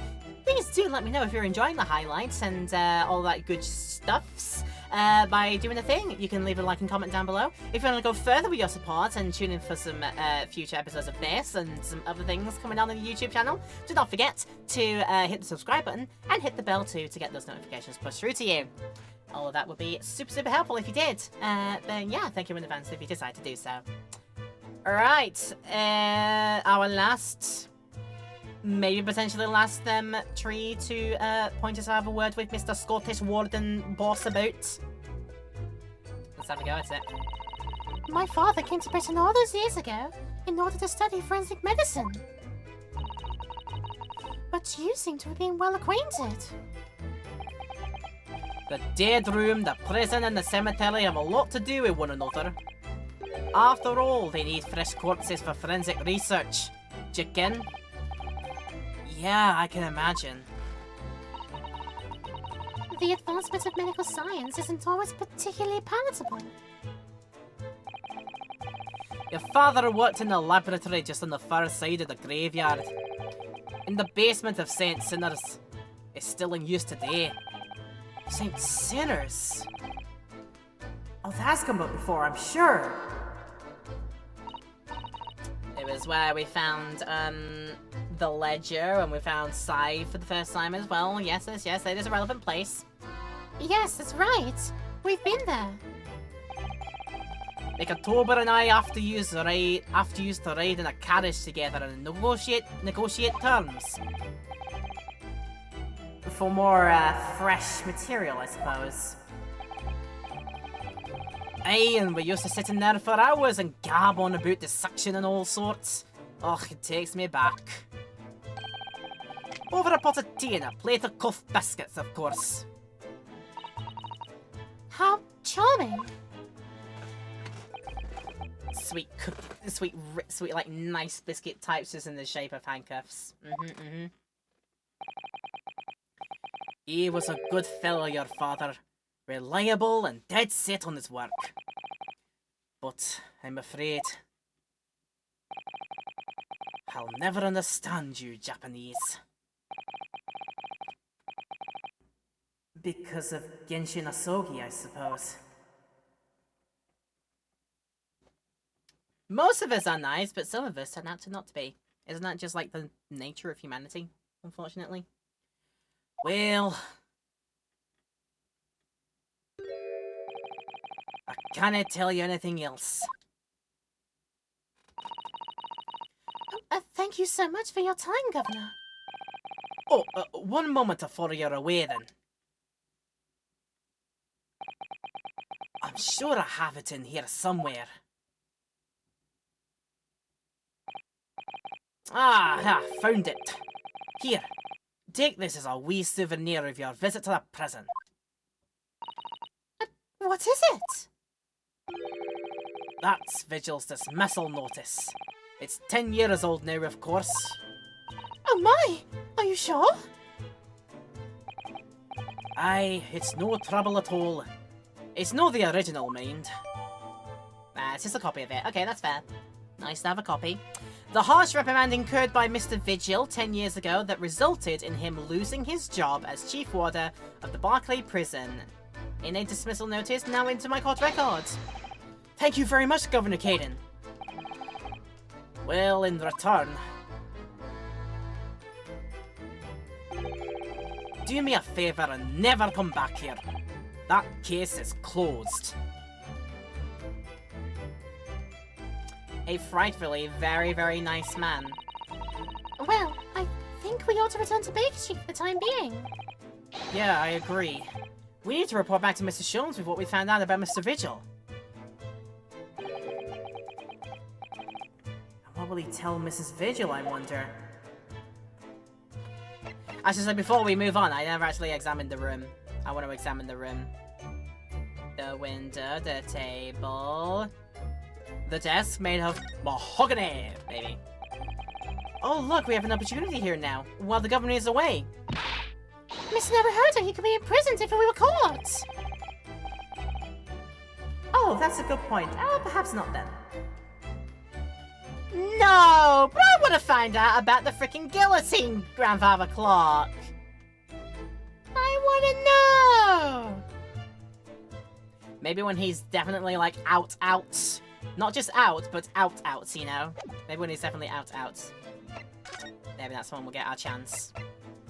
Okay then, is Mr. Sholmes still at home? Or did he wander off in his aloofness? 1st of November. Sholmes is sweet. We're back! Hello, you two. I thought you'd be back before long, so I baked some scones for us all. Oh, so that's what the delicious smell was. Greetings, my dear fellows! Okay, blue suits. I don't know, strangely, blue suits. Okay. You've returned a good deal sooner than I was anticipating. Hello, Mr. Sholmes. Hello, Mr. Sholmes? Say nothing, your thoughts are written all over your faces in any case. It turns out that it may have been advisable to test my hair color restoration tonic before application. Oh my. Pray, tell me, what of our warder friend? Have you garnered some new information? Oh, yeah, something very surprising, in fact. Although it's not the pattern in your hair, to be honest. It most certainly isn't. But still, we discovered that... Sholmes! Drop everything, Sholmes! This is more important! Gina!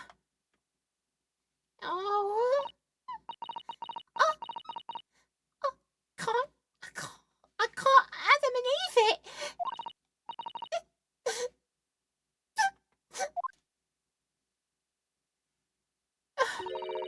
What's happened? Clearly, a very grave matter indeed. Well, Mr. Strahd made no mention of my hair whatsoever.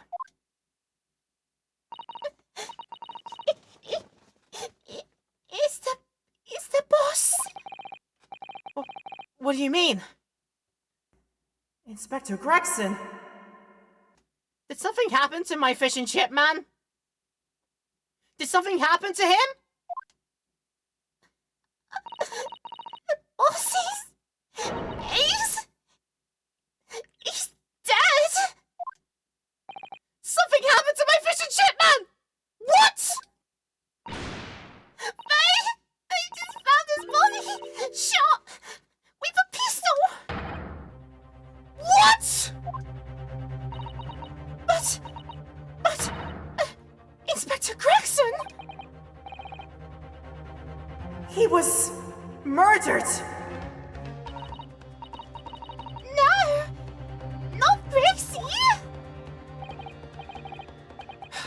Come in, my dear girl. Tell us the whole story. You what game? Key character in such a... Whoa! And it's so late in the game, this might be a permanent fixture. Okay. Oh no. Oh no. Alright.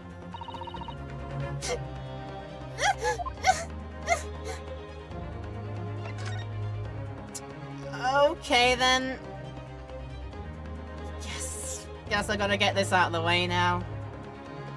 Was this a moment that maybe people were expecting my reaction to? Because by God, not my fish and chip boy. How could you?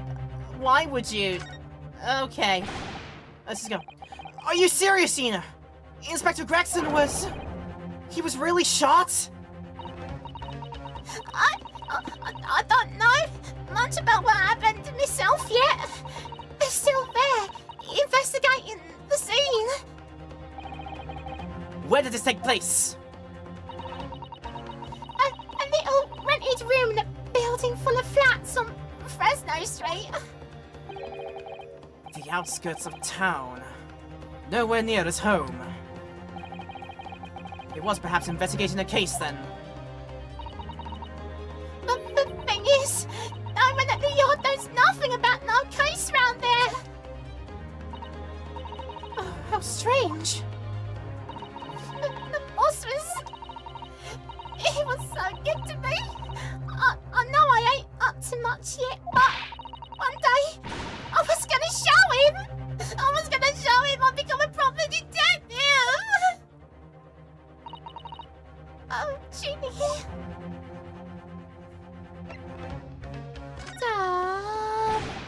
My feels. So, who did this? Do you have any idea who the culprit is? They got him already. Already? They've caught the shooter so soon? A witness reported something was going on, and the boys got straight down there and took care of him. Who? What awful person did this? I still can't believe it myself. Gina?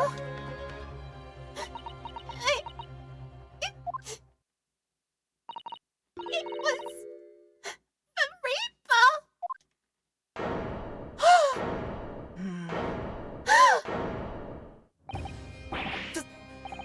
Wait a minute! You don't mean... Rips. My fish and chip man. He was nice. They've arrested Lord Van Zeeks for it? That's right. That Reaper bloke's gone and shot the boss. No! Lord Van Zeeks! Not them. Surely not. There's a framing at work here and no mistake. Yikes. Are you quite sure, Miss Lestrade? It's Barak Van Zeeks the police have arrested? I saw him with the own eyes in the interview room at the yard. I don't believe it. There were witnesses, and they're all saying it was him. So you mean there were actually multiple witnesses? But they heard the gunshot, apparently. And when Arlock got to the scene, there was only the boss and that Reaper bloke in the room. Sorry, I was doing that entirely in cave speak? I'm so sorry. Let's do this just in case I didn't hop back out of it. Are you quite sure, Mr. Strider, was Barristan Zeeks the police have arrested? I saw him with my own eyes in the interview room at the yard. I don't believe it. But there were witnesses, and they're all saying it was him. So you mean there are actually multiple witnesses? They heard the gunshot, apparently. And when Arlock got to the scene, there was only the boss and that Reaper bloke in the room. But there's no way Lord Van Zieks would have taken Gregson's life. I just don't believe it. I don't believe it either.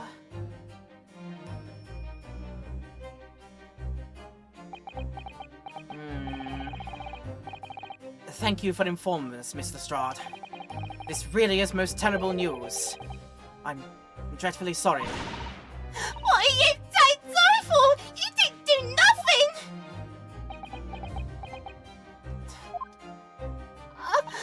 Well, anyway, I'm taking a cab over to the scene right now.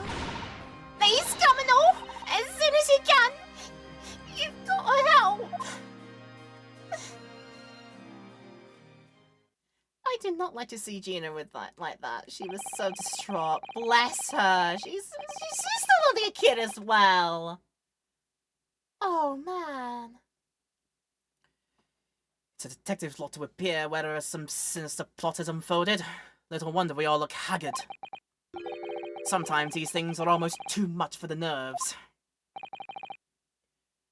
Mr. Sholmes.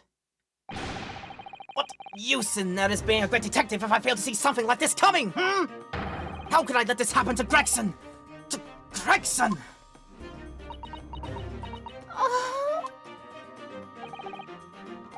Mr. Naruhodo, I shall leave at once to begin my investigations. Of course, yes. We will too.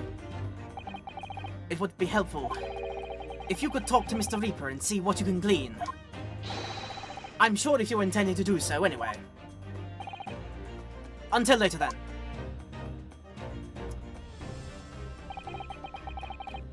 It's gonna be kind of awkward for him to rock up with his blue hair all like that. I'm gonna be perfectly honest. Turning up like and all the people there in the room are like, Mr. Sholmes, this is no time for the clown show. This is hardly an appropriate time. With all of his like changing hair colors and such.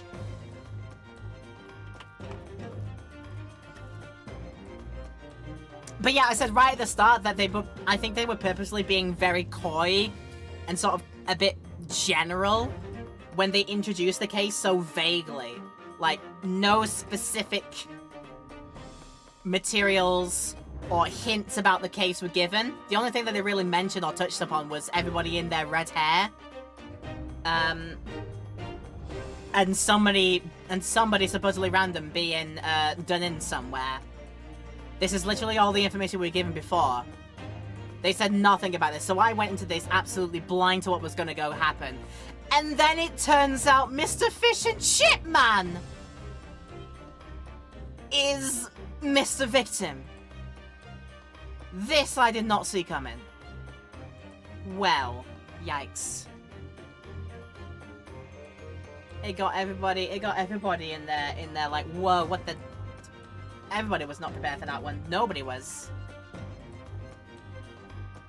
Inspector Gregson dead, and Lord Van Zieks arrested. Runa! Susie! I've called you a Hanson. It's waiting outside. Thanks, Iris. Shall we, Mrs. Otto? Yes. Time to move to the location of the terrible plot at foot. Firstly, Van Zieks got arrested, and then the room where Gregson was killed. Oh, what should it be first? Damn, what should it be first? I got no idea. What should it be first?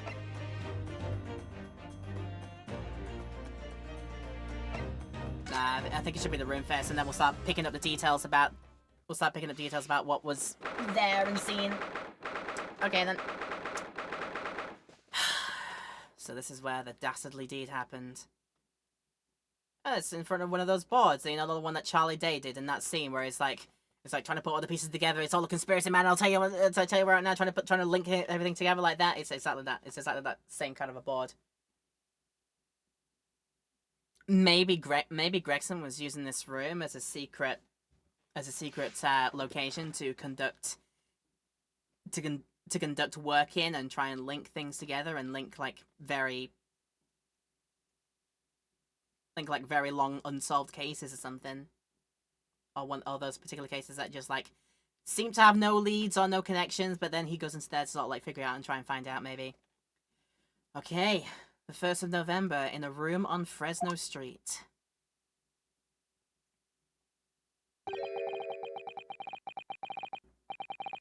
This really is an out-of-the-way part of London.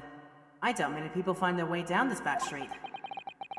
So this dust-ridden rented room is where it happened then. So this is where poor Inspector Gregson lost his life. Yeah. And the police are already hard at work investigating, it seems. I don't see Mr. Sholmes anywhere, though.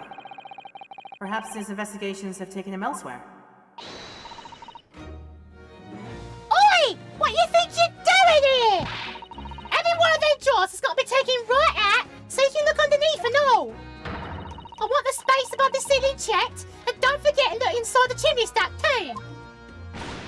Blimey, ain't you lot never got an house looking over your dough when the owners are out of town? Gina's obviously got some unique investigative techniques she wants everyone to adopt.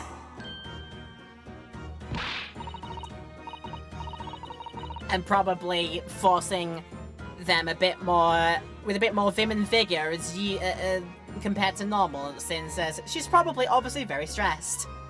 As is completely understandable. Oh, so you're turning a bit lost. Mind you, I ain't being near long myself. Hello again, Gina. Sholmes just left. You're lucky you missed that. He went prancing about in here, pointing at stuff and flicking that this and then, and then just scarped. Oh, he's finished investigating already, you mean? Yeah, he didn't stop to say nothing, no one. Not even me. Gina, would you mind if we investigated too? Listen, Adi. You're a liar, right? Yeah? Why? Does that mean something? Well, you're not thinking of trying to help out that Reaper bloke, are you? Oh! Poor Gina. She's never gonna forget, is she? That trial will haunt her forever. Gina, if you don't mind me saying, if Lord Van Zinks really is responsible for this crime, he will be duly and fairly judged in court. I suppose you're right. Yeah. Go on, Arnaldo. Get investigating. I want to know the truth about what really happened here. Thank you, Gina. Can we words first? Let's get some talking done first, and then we'll have a look around the room. Gina, what was Inspector Gregson doing here in the first place? That's what I want to know. It's what, half a year since I got out of Clink? That's when I decided to give up my diving and become a detective instead. Oh yeah, Mr. Sholmes twisted the inspector's arm to agree to take you on as an apprentice, didn't he? Something like that, I think. Anyway, the point is, I didn't really know much about the boss till then. But it turns out, he's a bit of a legend at the yard. Goodness, really? They say he managed to solve some really tricky case just like that. He did?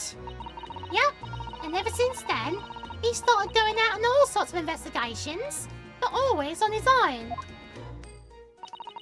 No one else at the yard even knows what half the cases he's working on are, apparently. That's not how it's supposed to work, is it? So what was that legendary inspector doing in a dingy little room like this?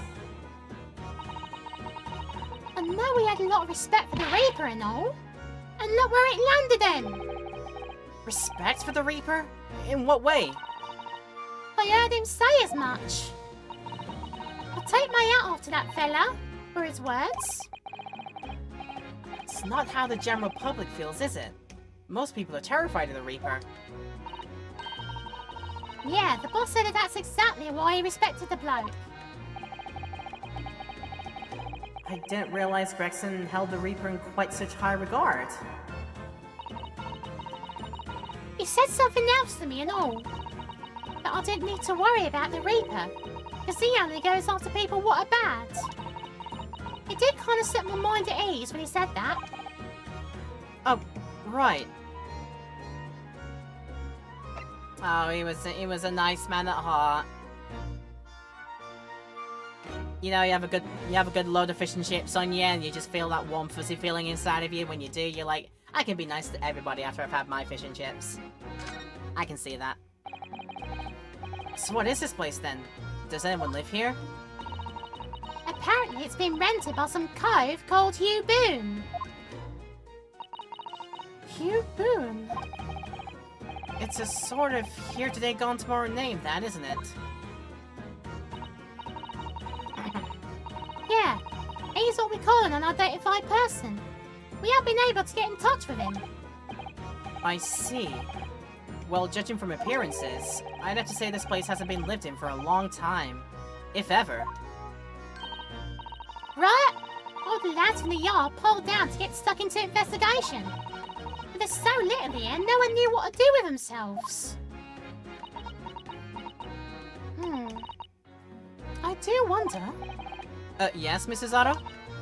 Well, could it be that this Hugh Boone is in fact Inspector Gregson himself? What? How could that be? Plausible, working here in an alias, maybe.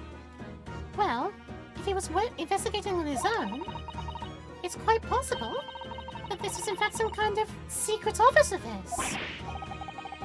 I'd never even considered that. I mean, I did. Game, I'm thinking a few steps ahead of you. Oh, nice work, C's! We're actually following a line of inquiry like that ourselves. You are? If you look around the room, you'll see. There's few things that hint at it. Oh, we should really investigate this place in detail. Just as soon as incident details are talked about. I see, that's where the poor inspector was found. Over there. Yeah, that's right. They said it was a single bullet what did him in. Apparently the bullet went right through him and struck that candle tree on the wall. Oh yeah, it's blown one of the candles apart completely. And a few more of that as well. And the gun used is there on the floor. It's the Reaper's, isn't it? No denying that. But what? Really? How do you know that? I take it easy. I don't know what to do with myself when you stare at me with them big wide eyes. I'm only saying what I've heard. I don't know much about guns myself. But there's some bigwig lawman or whatever who said so. Why don't you ask him? A bigwig lawman, is it? Anyway, Fresno Street runs along that window there. There were some street sellers just outside and I heard the gunshot. Oh, but I don't recall seeing anybody outside. Yeah, they've all been taken down the yard for questioning, that's why. They're talking about the yard's legendary inspector here. After all, they'll be getting a grilling. Do you think we might be able to speak with those street sellers ourselves? No, I doubt it. The lads at the yard will just want to know what you're snooping here for, and you'll be up for a grilling and all. So, we can't interview the witnesses then. Shame. I think when we get to trial period, we'll see some of those witnesses turn up, I imagine. Yes. Right, what can we have a look at here? Empty fireplace. An empty fireplace makes a room feel even colder than it would be otherwise, doesn't it? It's thick with dust, look. I think it would be fair to say it hasn't been used in a very long time. In other words, whoever lived in this room must have been extremely hardy in cold weather. Or nobody lived here at all, and merely visited when the occasion arose. I would have liked to say which is more likely. No, that's right. It's one or the other. Yes, indeed. A solitary desk and a frame on top of it. Oh, it's a photograph stand. I suppose it must be a picture of one of Inspector Gregson's family members. Ah! What's the matter? Your eyes look like they're about to pop out of your head. They are! Look! Mr. Naruto! Quickly! Oh, it's Evie. Okay. Why do I feel like this woman is familiar somehow? Game, I'm still thinking 5 steps ahead of you. Of course she's familiar! We had met her only this morning! Ah! It's Mrs. Vigil! This makes no sense. Why would there be a picture of Mrs. Vigil in here? Why, indeed. To be frank, I don't think I've ever been more stumped. And I just suddenly got hiccups. This is a great time to have them when I'm trying to read lines. Oops. I am not a fish. I am not a fish. I am not a fish. Okay. I'm sorry to say I have no idea either. A photographic print of a smiling Mrs. Vigil in her younger years. It was found on the desk at the scene of the crime. And now it's in my record. Thank you. Then the big board. Trying to pin things together. This looks like some sort of notice board or something. And it's absolutely covered in scraps of paper. Mr. Naruto, look! This you mean? It's an autopsy report, isn't it? And these are case notes here. And details of prison inmates. Yeah, in fact, they're all the sort of documents that only a detective could normally acquire. What on earth went on in this room? Some old newspaper cuttings. And this one here. Oh yeah, the advertisement you mean. To the Red-Headed League. But why? What's that doing here? Whoever occupied this room was clearly interested in it for some reason. They clearly were. Yes, I see. Court officer, mayhaps? Excuse me? Oh, Inspector. Oh, sir. Oh, poor man. He can't possibly be able to focus on investigating when he's so upset. The trauma is real for everyone. Oh no. What about yourself? Excuse me? Sorry, sir. Can't see a thing, sir. Too many tears, sir. Alright. Perhaps I better leave it to your work then. I imagine you're also the same brooding mood. Excuse me? If you're looking down on us from the great beyond, Inspector, don't worry. We'll look after things at the Yard. I have interrupted some deep thoughts here. Right, so the police peoples are gonna be of no help. Alright, let's pick up the gun. This is presumably the murder weapon, then. Oh my! It is real, I suppose. I think so.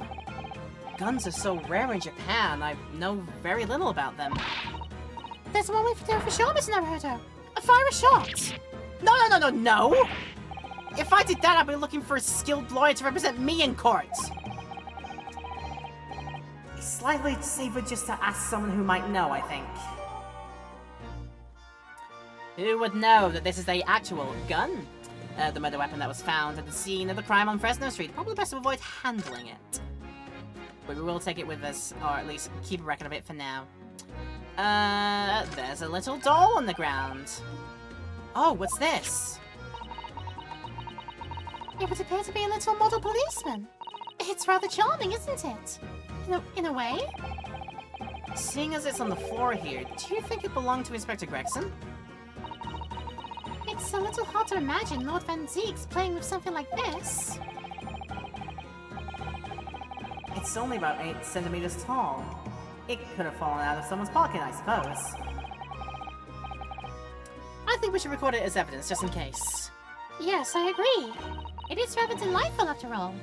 In a way. She's infatuated with the small little policeman. A small, rather endearing model of a British policeman found at the scene of the crime on Fresno Street. I got the tiny Bobby. He's in my pocket now, and he's gonna live there, yay. Right, wig! Ever since we came in here, I can't take my eyes off this thing. Oh, funnily enough, neither can I. It's a hairpiece, isn't it? It is! A bright red hairpiece! And I suppose the fact that it's right here, next to where the body was found, means we have to accept that Inspector Gregson wore wigs, does it? And it's such a flame-colored red, too. Yeah, that's a color we've come across very recently elsewhere, isn't it?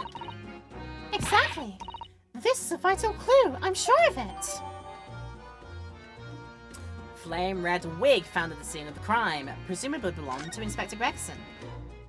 But did it though? Maybe. And then the ropes on the ground where the body was. No!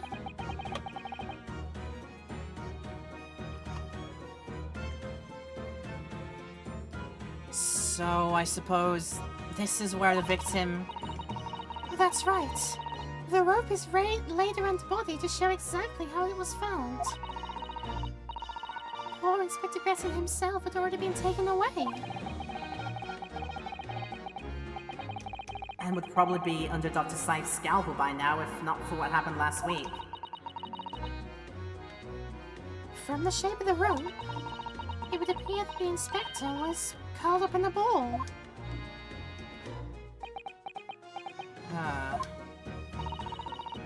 Are you feeling alright, Mr. Naruhodo? You look like you've just seen a ghost. I know it's just a rope, but, well, it conjures up quite a terrifying image, that's all. Especially with that bloodstain next to it. Oh, I do understand. In some ways, what we picture in our minds can be even worse than reality. Susanoo-san is so strong, though. She's taken this far better than I am. Yeah. There'll be no one else here. Barricaded windows and couple of broken ones will be of note later, but let's get the candelabra first. The top of one of the candles in this picture holder has been... This candle holder has been completely blown off. Yes, there's wax spattered on the wall behind it, look. I suppose if a bullet had hit it... It does seem likely the bullet hit the candle, having first passed the inspector's body. Ugh. Now that wax in the wall looks like blood to me. Okay, specifically the one that's been burnt on the side, yeah. And then I can just about make the candle wax splatter behind it, yeah. A candelabrum from the wall of the room on Fresno Street where the inspector was found dead. The top of one of the candles appears to have been blown off.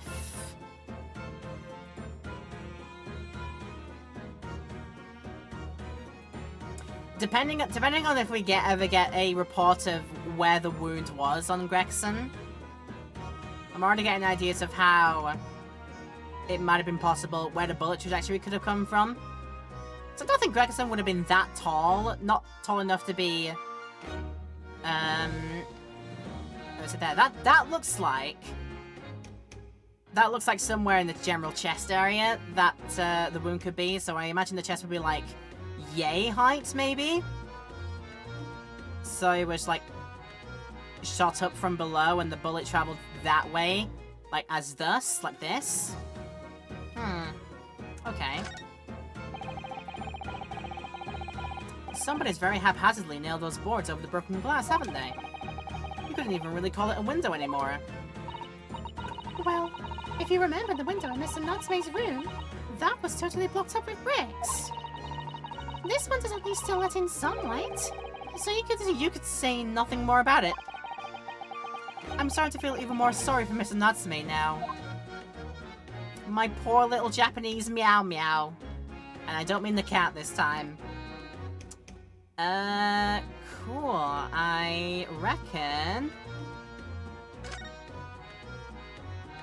Unless something else crops up, that is everything to see in the room. Can't examine the door. Everything that can be looked at, I have already got a check mark over it, seems. I reckon we're good. So unless Gina has more, she doesn't. I have been gathering l'évidence.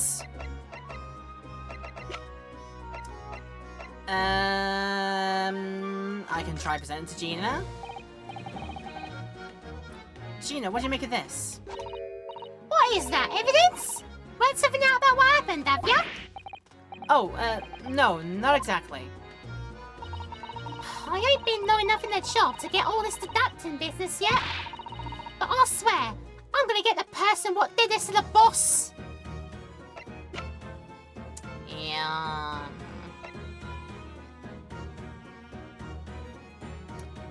She said she didn't know much about guns either.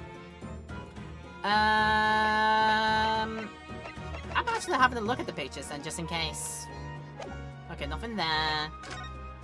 On the letter that was wrote on the back of a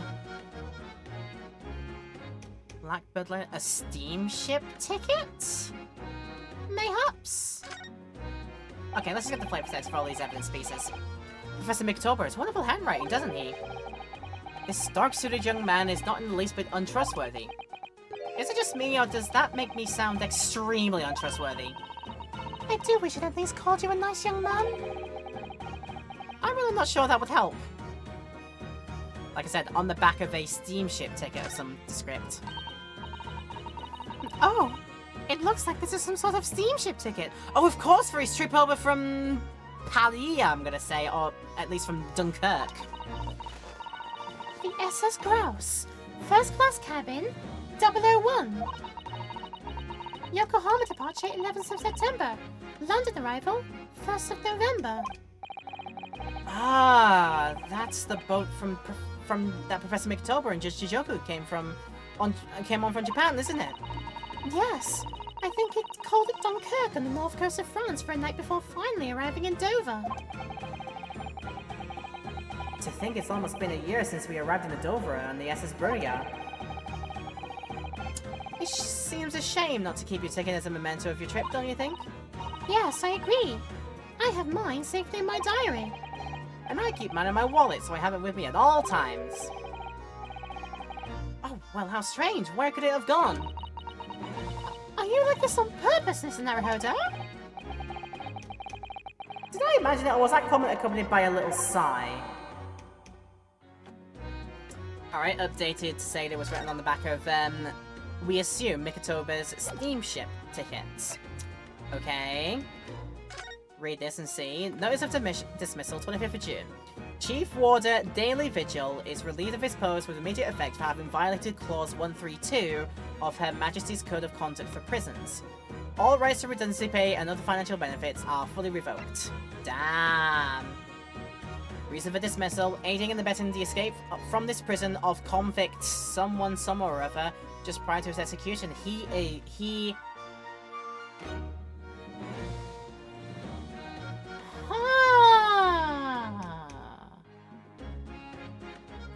Details of this escape are still being investigated. Full cooperation with inquiries will be expected.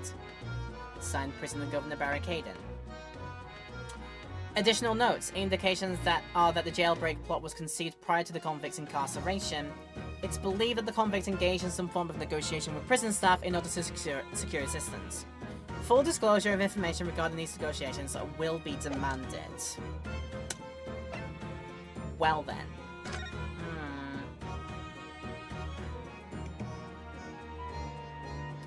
Nothing entirely obvious to see on Miss Evie's person there. Interesting.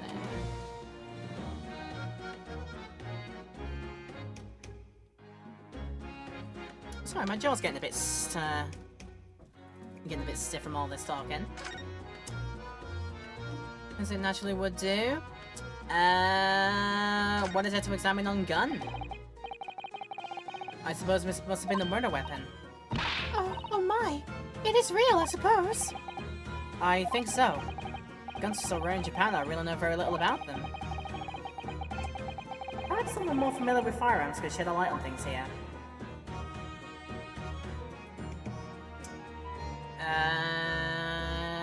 Okay. Much ado, nothing about that. And then our little policeman man.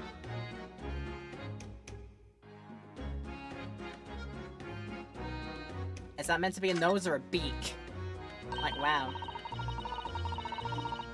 The helmet of this charming policeman appears to be a little worse for wear. I'm not convinced about the charming part, but yeah, you're right. The head part looks like it's been fairly heavily manhandled. Almost as if somebody has enjoyed twisting it around and around for fun. Shall we try twisting it around and around too? For fun? Ah! Oh, what's that? It appears to be some sort of key. But it's tiny, though.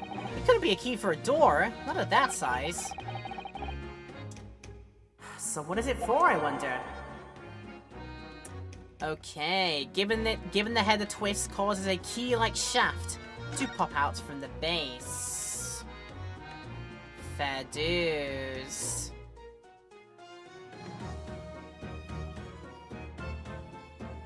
Could be like a work utensil of some kind, or a tool. But let's see. This looks like some sort of key. Yes, it does. A very tiny and simple key. What's a little key doing inside a figurine of a policeman in the first place? And what's it for? Who knows? Right now, who knows? Then can take a look at the tuft of wig, and definitely it's a wig, you can tell. So I think you'd like throw them over your ears to maybe lock it in place. I think so. I've always wondered what the underside of a hairpiece looks like. That doesn't surprise me at all, Mr. Naruhodo. You've always wanted to see what lies beneath, don't you? I'm not sure that's quite how I'd put it. You must have to use lots of bird lime to keep it in place on your head. So it doesn't get blown off in the gust of wind, I mean. That might be a little inconvenient when you wanted to take it off again, don't you think? Will be just like death stuck to your face like that, or your head like that, Would say marvelous headpieces and not yes. And then I'll look at the candles. That's 3 candles, not 4 candles, not handles for forks. Oh, there are some black marks here too. Yes, they... looks like some sort of scorch marks. So perhaps the bullet struck the candle here, do you think? It's only this candle that's been cracked in half, it seems. Yes, I think you might be right. Firearms are rarely used by criminals in Japan, so I'm afraid I'm not particularly knowledgeable about them. Cool. Alright. We've got all the details I think I'm going to get.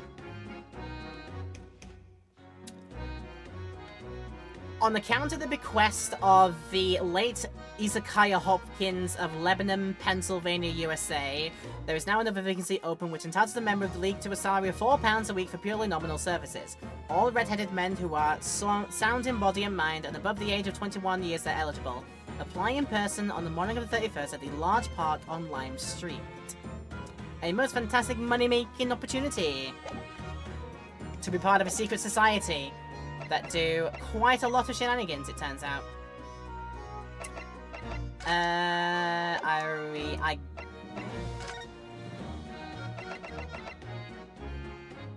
I can chance?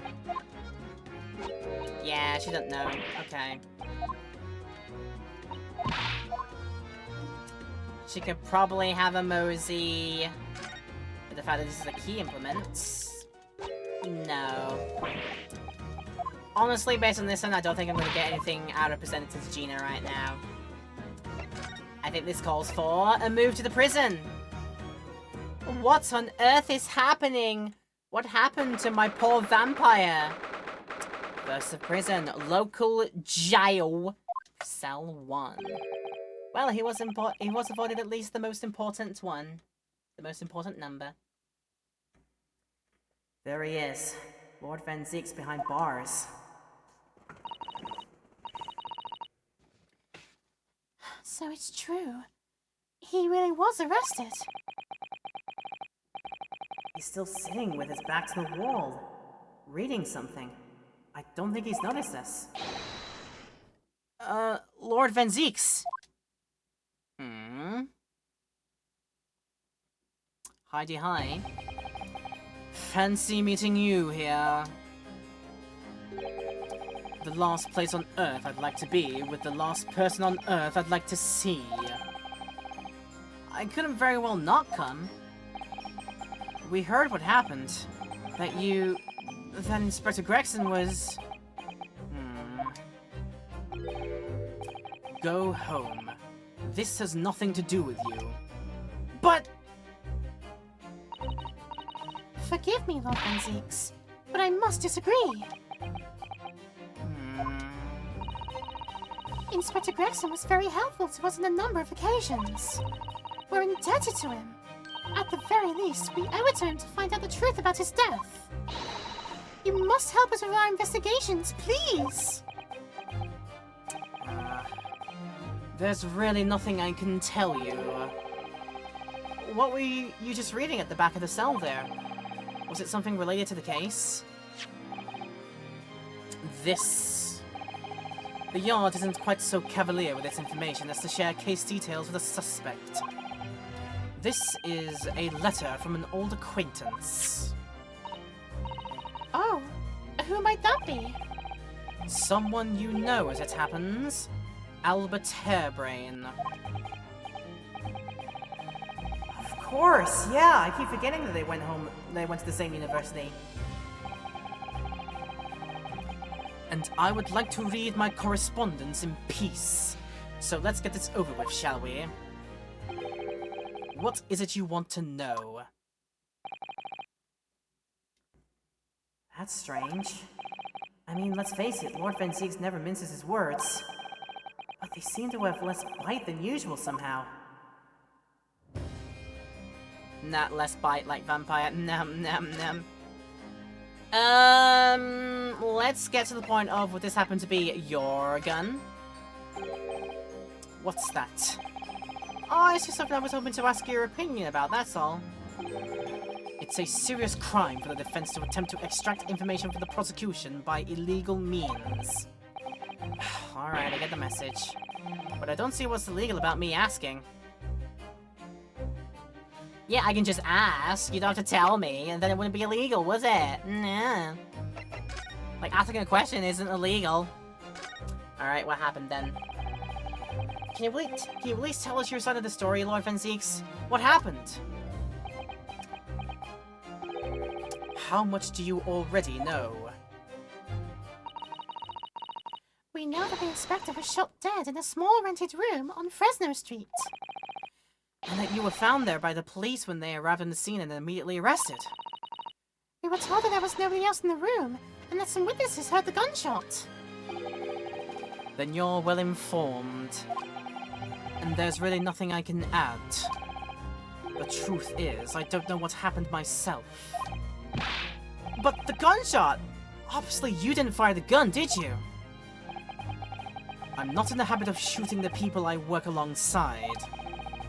I also heard the noise, however, before I had a chance to investigate, I was apprehended by the arriving officers. So he doesn't actually know what happened. If I might ask, what were you doing in that place to begin with? I don't need to answer that. Oh! After all, you're not representing me. He is going to need a lawyer, though. we will force our way into his defense at some point here? Is that what I'm getting at? That's interesting. Right. What I'll do is I'll run another ad break here, and then we'll come back for like a short little period afterwards to get to a nice cutoff point. Alright, we will be back after the break for people in Twitch land. For YouTube land, there will be no break because we cut it out of the highlights, but if you'd like to take a pause right now to have a moment to yourself before continuing to watch, that is absolutely fine to do, because this is a long video at the end of the day. I appreciate you sticking around for this long if you have, and until we come back, yeah, I'll see you in a few minutes. Have a nice break. Hello everyone, welcome back to the jail as it turns out. Our good man, our good vampire, not vampire man, is in here for something he maybe did or didn't do. Alright. Oh, sorry, I'm not focused into the game window, that would be an issue. This option just came up after we pressed him about maybe wanting to take on his defense. So I think we're gonna press, and yeah, if not now, some point later, we will worm our way into being his defense attorney. We'll see. So who's gonna represent you in court then, Lord Fenseeks? Anyone other than you, I should imagine. I'm glad to know I'm so loved. Would I be right in assuming that you have no representation as yet? Defense lawyers shy away from any trial involving the Reaper, as I'm sure you know. But this is different! In my career, of all the defendants I've prosecuted, only 19 have ever been acquitted. Of them, 16 subsequently died in mysterious circumstances. Questions will be asked now. Surely not! I assure you, no defense lawyer will want to touch me with the end of a barge pole. But you didn't actually have anything to do with those people's deaths, did you? It's been 10 years now that I've been known as the Reaper of the Bailey. Believe me, nobody wants to know the true identity of his killer more than I. However, it seems things may come to a head before I have the chance to uncover the truth about that. What does he mean by that? No, don't talk about it in that way, my poor little meow meow. Don't do that. After the trial, Professor Harebrain was supposed to go straight back to Germany, I thought. It's a letter to inform me of his safe arrival at home. I arranged his passage by sea and rail. It's a relief, I must say. He should now be beyond the reaches of the Reaper. Because the Reaper doesn't follow people abroad, you mean? Yes, so it seems. Your stooped little Nipponese friend, for example. You told me he was keeping well in Japan when I inquired the other day. Yeah, that's right. He's an author now, happily working in Tokyo. So Professor Harebrain is safely back in Germany now? He is. That's nice to hear, yeah. But what of you? So, it appears our conversation has run dry. There was a 2-second silence, that's all. Well, in any event, if you'll excuse me now, I wouldn't like to detain you. I was wondering, Lord Fenseeks, if you'd like, I'd be happy to advocate for you. You trust me, do you? Yeah! I've heard you speak many times in court. I've seen how you treat people. So I'm quite sure that you would never have taken another's life. It's just my feelings can't be used as evidence in a court of law, sadly. That they can't. No, they cannot, no. It's a very gracious offer. However, I trust no one. What? Not the police, not the judiciary, and not you Nipponese. But please,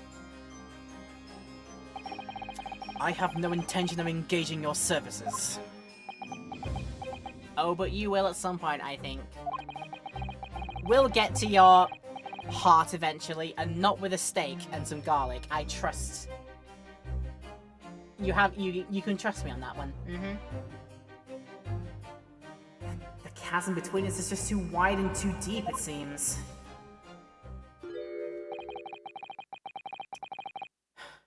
I'd appreciate it if we don't visit again. Then neither of us will waste any more time.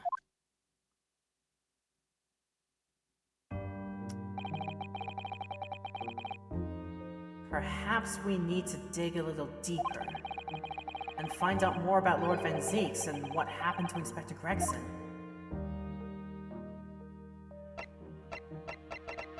Oh, literally got no chance to go anywhere else but mood. To move. We have not been to Lord Chief Justice's offices on well. Yep, I want some hints from Mr. Mail. 1st of November. British Supreme Court Lord Chief Justice's office. That it is indeed. You've made good time. I took an express train back to London. Somebody who I am not sure who they are. Until they make themselves here. I can hear Lord Strongheart. Can you? Yes. It sounds as though he's talking to someone. Who I want to say? Kazuma! Is everything in place? I had a private compartment on the train so I could check back all the paperwork. It's... Kazuma-sama! Hmm? Ah, your timing is impeccable. It is? No doubt you have heard the sickening news about the Reaper's latest devilry. Yes. I'm sure you don't believe it, of course, though, Lord Strongheart. That Lord Van Zieks could have done such a thing to Inspector Gregson. I believe only in the facts. And the facts in this case point to one thing. The unavoidable accusal of Lord Van Zieks for this crime. We must bring charges against the Reaper for taking the life of our legendary detective. Oh no! Surely not! It's a truly regrettable situation. Hey, that's what Japanese people say all the time when they need to apologize. This situation, it is truly regrettable. And then bow like 90 degrees. Just like that. Tomorrow, the Forensic Science Symposium finally begins. At the very least, though, we can show the world our justice system's swift and equitable processes. So does that mean the trial is tomorrow? Precisely. In fact, this is a fine opportunity for introductions. Oh, we know each other. Kazuma. Ah, but of course. You're already acquainted, aren't you? Mr. Asogi here will be present at tomorrow's proceedings. Leading the prosecution. Wait! What?! Kazuma? As I'm sure you're aware, he's a very capable practitioner of law. Kazuma-sama? A prosecutor?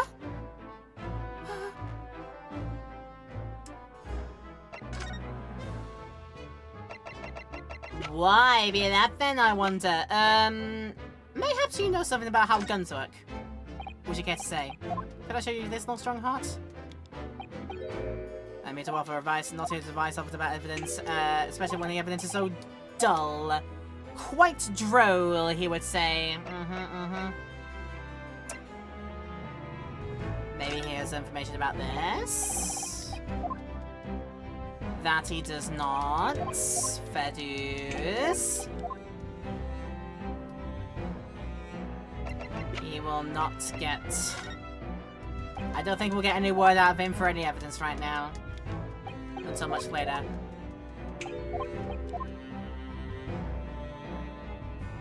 Right, cool, that's all fair dues. Yep, understood. Right, let's just talk. Tomorrow's trial, then. Let's go. I'm sure you can imagine that tomorrow's trial will be closely followed all over London. In fact, no, people all over the Empire will be watching closer to see how it unfolds. There's no salvation for anyone in a trial prosecuted by the Reaper of the Bailey. And now, the Reaper himself must stand in the dark. Quite so. The public wants answers about the Reaper. Answers about how and why those who escaped conviction subsequently died mysterious deaths. But Lord Van Zieks firmly denies any involvement in such matters. And there have been thorough investigations that have proven him to be innocent. That's certainly true. Or it has been, at least until now. No, tomorrow's trial will mark the start of a new chapter in our country's great judicial history. The more you do that, the less... No, rather, the more you do that, the more I think that you have ulterior motives. You're not escaping these accusations, my man. I'm sorry. You're great and all, but you are probably going to be the big bad at the end of this if I get my way in thinking how I'm thinking right now. So, Cosimo will be prosecuting tomorrow? That's right. But he's a defense lawyer, Lord Strongheart. Accomplished young law practitioners cannot pick and choose their roles. Duh! And imagine what it will mean for the prosecution to know the strategies commonly employed by the defense. A devastating combination, wouldn't you agree? Absolutely. I've no doubt at all Cosimo will be razor sharp as a prosecutor. But why Cosimo-sama? There are surely many other highly skilled prosecutors in Great Britain. It was a personal request. I asked to be assigned to the trial. You asked for this? But why? It'll all become clear tomorrow. I'm guessing you intend to stand for the defense, don't you? Duh! Although the Reaper appears to be turning down all offers of representation.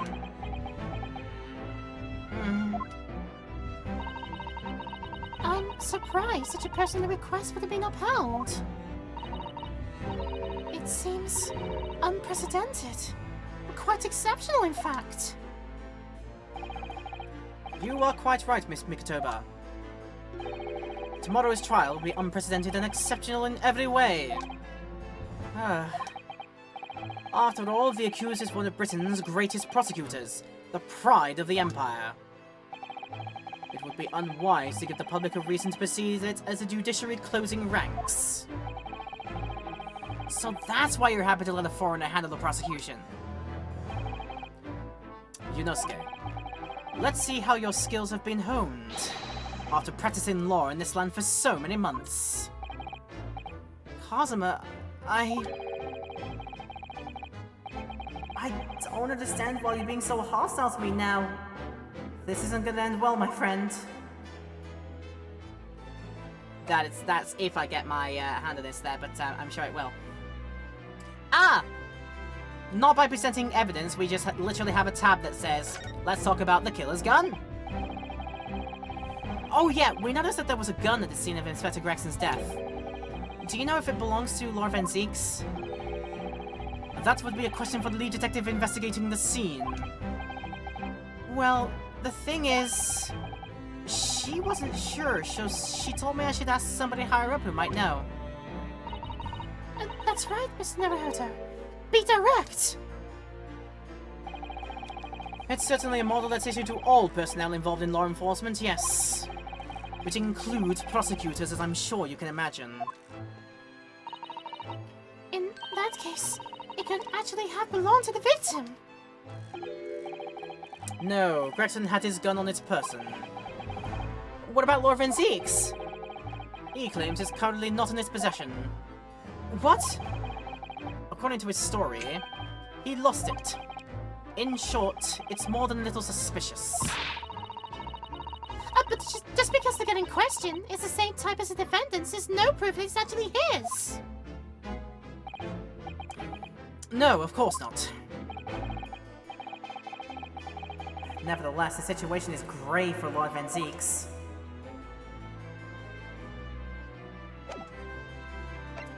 Grave indeed. Are you sure we've asked everything we need to here? No. No. Shall we visit somewhere else first? Right, there's something we need to present unto. Or is there something to examine first? Oh yeah! We can literally examine our dude right here. Our man. I'm sorry for all the worry I've caused you, but it'll be alright now. Has your memory completely returned? Yes, completely.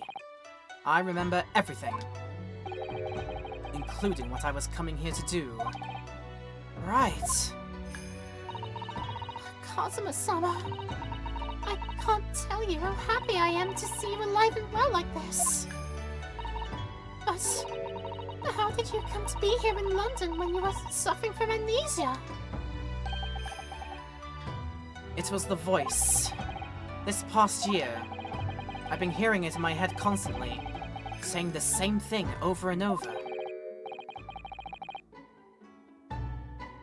Go to London. That's where your destiny awaits. I had to echo that when you had to know. It was that voice that guided me here to London. I'm so sorry for what's happened. Anyway, my memory might have returned to me, but there's something that won't return the way it was before. Huh? What do you mean? I'm a prosecutor now, so I'm sure our paths will cross again very soon. Ugh. That's right. It doesn't like we're gonna glean much more here. Well, thank you very much, Lord Strongheart. Remember, tomorrow's trial will go down in our Empire's history. There's much you could learn from the public gallery.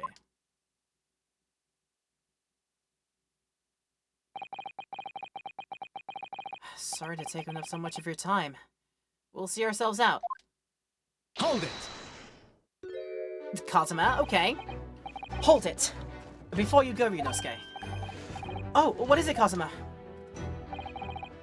I just wanted to thank you.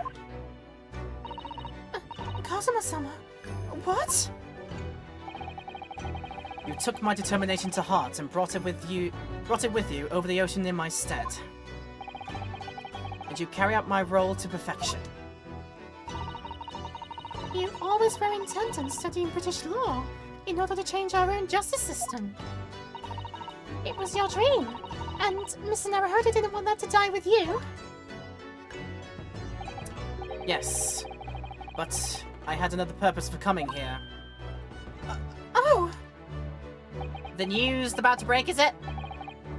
I actually have a favor to ask. Which is... this trial I'll be prosecuting tomorrow. I'd like you to be there to see how it ends. Right in front of me. As the defense counsel. Why? What's this all about? I know you have what it takes. But Lord Van Zieks would never put his fate in my hands. On the contrary, he recognizes your talent. He does? It's not easy to see behind the facade sometimes. Here, have a look at this. Oh, that's... Barrack in the middle, Tobias Gregson on the right, and I assumed Clint, bigger brother on the right, on the left. That's Lord Van Zieks and Inspector Gregson. In a photograph that must have been taken some time ago by the looks of it. And who's the third person? It was displayed very prominently in the detective's office. In Gregson's office, you mean? Yes. What I'm trying to say is, if you really think you can trust the Reaper, you might find that some straight talking makes him take a different view. Take it. Thank you. An old photographic print displayed rather prominently in Inspector Gregson's office, as if it was a treasured memory. Like again, with Clint, with Barrick, and Mr. Gregson. I gotta say, his arms look kind of... It really brings out his arm muscles, this white suit he's donning here. Gotta be perfectly honest. Like, wow. My man Kazuma's a bit of a beefcake. Jeez. Whew. I don't understand. Why are you giving me this? Just hurry, Yunosuke. Visiting hours at the prison are almost over. What are you doing, Kazuma?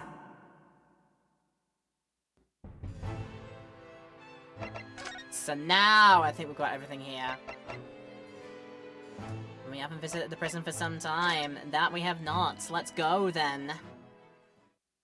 Back to over here. 1st of November. Local jail. Cell number 1. Lord Van-Six is still reading that letter. We've been gone quite some time, though. Either he's an incredibly slow reader, or it's an incredibly long letter. I might even be able to read English faster than he can. I heard that. I was intending to ignore you entirely. But I can't turn a deaf ear to such an insulting Nipponese. Sorry. I didn't think you'd hear that. I had the case notes brought to me in secret. I was reading them to pass the time. Yes, we heard that your trial is set for tomorrow. Which is none of your business. So, have you found a lawyer? How many times must I reiterate this? This has nothing to do with you. So that's no, in other words. We were just talking to Lord Strongheart, and the prosecution for your trial has been decided. I'd expect nothing less, though I have no idea who it is. It's going to be Kazuma Asogi. Ugh!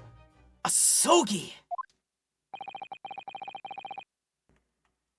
That made the color drain from his face more than usual. Well then. It seems I'm going to have to engage in conversation with you again after all. Lucky me. Let's let you have a look at this first, because this might give you a bit of a memory jog, or might open your heart a little bit. Lord Van-Six, we came by this old photograph. Ugh, where did you get that? Oh, from somewhere. It was taken when I became a qualified prosecutor. It's almost unbelievable. I assumed it was long lost. Is the man on the left there, Yes, that's my brother, Clint. Updated with the information that I already knew, besides. Yes, of course. It had to be, really. So why did you not put 2 and 2 together, you dolt, Yunosuke? Come on. Apparently this picture was prominently displayed in Gregson's office. He had a deep respect for you, you know. Were you aware of that? Respect? That's nonsense! No, we've heard someone attest to it very clearly. Inspector Gina Lestrade, no less. Well, maybe once, yes. There was a time things were like that. We were brothers in arms, jovially discussing the future of justice and over such lofty subject matter. That was a nice glimpse of the past. I thank you. I feel as though I got a nice glimpse into the past then too. There was a glimmer of light in his eyes. A brief twinkle. an insight into the true nature of this man known to all as the Stone Cold Reaper of the Bailey. Like, no, he's the big softy, really. Okay. 10 years ago, my older brother, who was the director of prosecutions at the time, was murdered. And the killer, as you know, was a visiting student from the Far East. Not a single day goes by where I don't curse the name Asogi. Genshin Asogi was Kazuma-sama's father. So what cruel twist of fate it is now, 10 years later? The man's son is to crucify me in some kangaroo court? I still don't understand why Lord Strongheart apprenticed Kazuma to you. It's what he does. No doubt he knew the young man's true identity from the outset. But what could he have been hoping to achieve? And let's not forget that it was only 8 days ago that Kazuma recovered from his amnesia. Oh, sorry, that should have been Yunosuke's voice. Oops. Suddenly, I'm all serious now. Yes, I'm sounding like myself. I am a Van Zinks. That I myself might be a vampire. Yes. And let's not forget that it was only 8 days ago that Kazuma recovered from his amnesia. Why would Lord Strongheart assign this trial to somebody like that? Asogi. That name is the very epitome of my bane. The bane that is you Nipponese. Right, your hatred for all of us Japanese. I mean, I'm warming up to you. You're warming up to me a little bit, right? Ooh. Maybe not. I'd only just been appointed a prosecutor when it happened 10 years ago. My brother Clint, the director of prosecutions, was hunting down a mass murderer. The so-called professor, assigned to the investigation as his partner, was a certain visiting student dispatched from Scotland Yard. And that was Genshin Asogi? Exactly. I developed a deep respect for the man. He seems noble-minded and chivalrous in the extreme to me. But none of us saw the true nature of the man. So I lost everything when it happened. My esteemed brother, the people I believed in, and any semblance of right prevailing over wrong. Oh, how awful. To avenge my brother, I prosecuted in Asogi's trial. It wouldn't ordinarily have been allowed, but I beleaguered the ascribed prosecutor until he consented. What do you mean by the ascribed prosecutor? The man in charge of the Professor Case inquiry, Lord Mael Strongheart. Wait, what? Lord Strongheart? He was a highly accomplished prosecutor, but he agreed to relinquish the trial to me and act as my advisor instead. Since that time, he's the one person to whom I felt indebted. I'm sure he must have seen your zeal for the case and recognized your potential as a prosecutor. Anyway, time passed, but then earlier this year, who should arrive in London but you? And of all things, as a lawyer. Well, excuse me, Van Zeeks. I felt your animosity the first time I ever faced you in the courtroom. Your obvious deep loathing of us Japanese. I kept telling myself it was illogical. But for so many years, that hatred had festered inside me. I could no longer control it. And I can understand why, now I know the history. But in the same way that I've long felt the Nipponese to be the bane of my life, to Kazuma Asogi, I am the bane of his, the Reaper who sent his father to the gallows. He's looking for revenge, and he intends to take it in court tomorrow. Damn, is he really gonna? No, not like this. Don't give in to the dark side, Kazuma. Please. Don't let it end like that. Gregson's transfer to the Paris Police Prefecture had finally been arranged for the coming month. But he'll never make it to France now. It's a tragedy. Oh yeah, come to think of it, he did mention something about that, didn't he? I wonder, does it happen often? Being transferred internationally, I mean.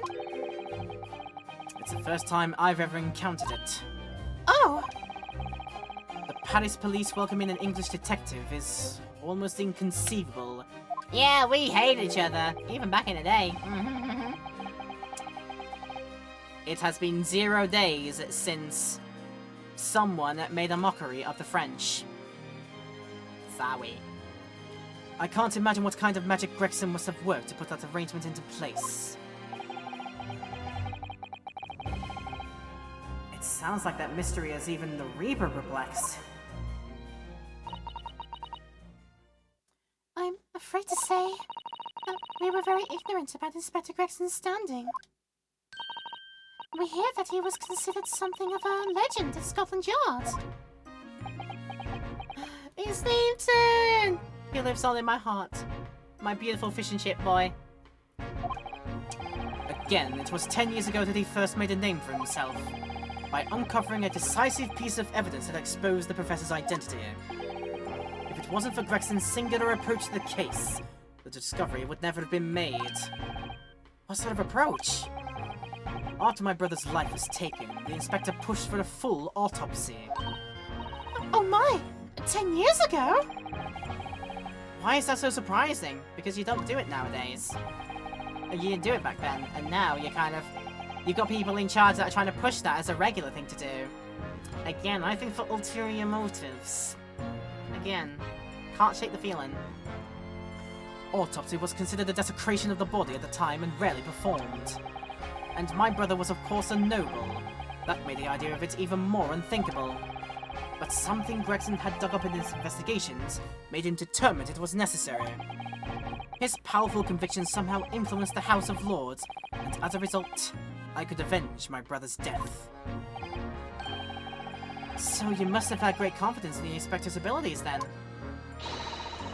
And it's even more conceivable that you would have taken his life.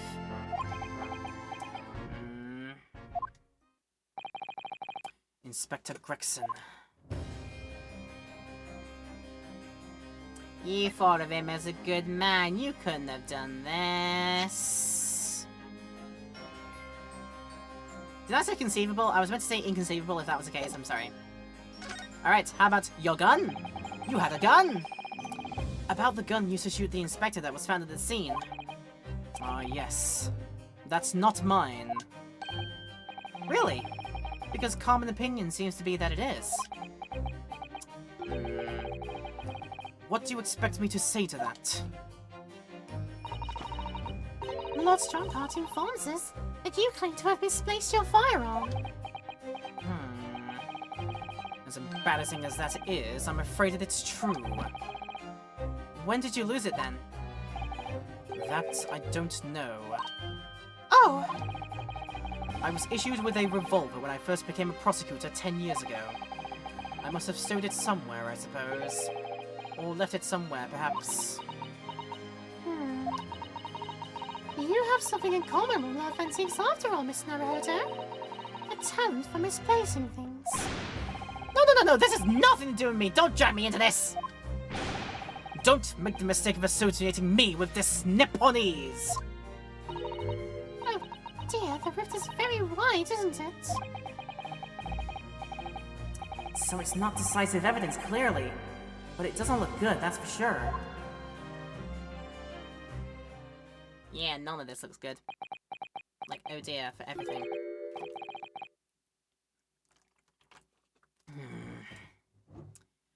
Mr. Naruhodo. Oh! That's the first time he's ever used my actual name! I've lost all confidence in my country's justice system. I don't trust the police, the judiciary, or the lawyers. But there's still one thing I'm willing to believe in. And what's that? That which you see in the eyes of another across the courtroom. A simple determination to know the truth. Lord Van Zeeks! From the very first time we clashed in the Bailey, almost a year ago now, I couldn't deny it, even though I ideally wished I could. Here is a loathsome Nipponese, who has absolute integrity as a lawyer. Duh! He said something nice! And on that day, well in Whoville they say, that Barrack's small hearts grew 3 sizes this day. There are only 2 other men I've known with that same look in their eyes. My brother Clint and Genshin Asogi.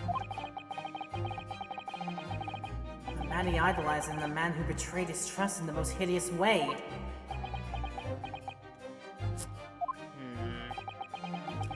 When you showed me that photograph just now, it reminded me. You mean this photograph? Back then, I was able to laugh. I was free of the shackles of mistrust that plague me now. I looked to the future with hope.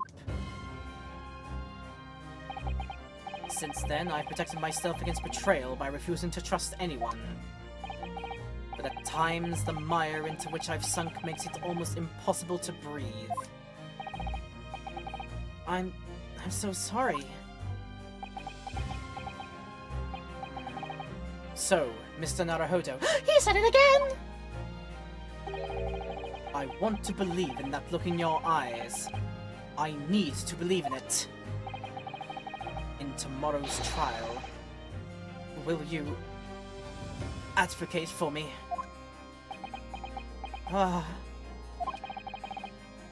Of course I will. It would be an honor. I'm so pleased, Mr. Naruhodo. Then my life is in your hands. Don't royally mess it up. Do not royally fudge it up for me. For Lord Van Zeeks, that must have been an incredibly hard thing to ask. Which is why I simply cannot let the man down. Tomorrow, in the Old Bailey, against my old friend Kazuma.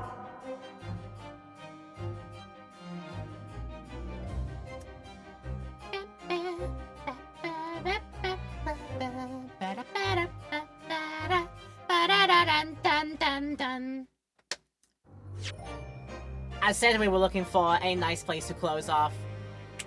That's gonna be it, I'm afraid. We will at least get a proper save, because I actually haven't done this for quite a while. Oops. There we go. So I will get at least the flavour of where we're going to. Of course, Defendant's Antechamber. And this is where we are going to be picking up. So yeah. Trial started out, no evidence as to what was going to happen, no clue, nothing of the sort that's immediately struck out to me as going to be relevant in any way. And then all manner of stuff hit the fan, literally. No more fish and chip man. Rest his soul. And it be our poor little Meow Meow Barrock who's possibly going to do time for it if I am not good enough in the trial. And it's going to be against our friend. I certainly hope it's going to be way nicer about being a prosecutor than Barrack ever was, I swear. But yeah, that is where we're going to be kicking off tomorrow, in the trial room. Yikesy, yikesy, yikes. But also, ha ha ha, very excited to continue. But we have to jump ship for now and say that is your lot. Thank you so much for having a great time with this adventure with me. I certainly hope that you have, because this is a long video. I obviously get that. So thank you if you've stuck around for the entirety of it up until this point. You're an absolute trooper. Yeah.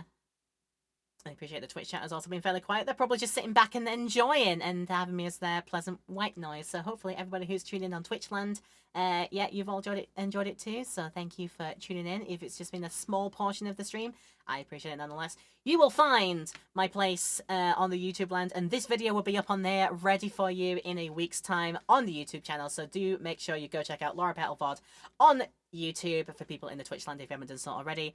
If you're in the YouTube land, again, watching this video as well, then do the inverse, because I very may I very may well be streaming right now. Who knows? I usually do Tuesdays, Thursdays, and Saturdays. So yeah, if you're watching this like right as it comes up, I might be streaming over there right now. Go check out the links to my Twitch channel, Laura Petal, in the description down below, and all of the links that you need will be down there as well. So go check those out. And if you enjoyed our video today, please do the nice thing and leave your likes and comments down below. Want to go further with your support and see more of this series and more videos in the future? You know what to do. Hit the subscribe button and hit the bell as well to get those push notifications. But everything is done for now. When we come back to this, it is time to start the trial to potentially end all trials. Until case 5 happens, because that's probably going to be the trial to end all trials. But nonetheless, we'll be back and doing more of this when we come back next time. Ladies and gentlemen, all of you non-binary fans in between, I hope I've improved your day by letting you tune into this video. If I have, then yay! I'm very, very happy to hear that, and I hope I get the chance to do it for you again soon. But until next video or next time in the stream channel, wherever we may see each other, I do hope that you stay and stay awesome and have a wonderful rest of your day with whatever you've got planned next. I hope it's pleasant, and I hope you stay safe until the next time we may see each other. Until that time, I'll see you around. Have a great day. Thank you so much for watching, and take care of yourselves, everyone.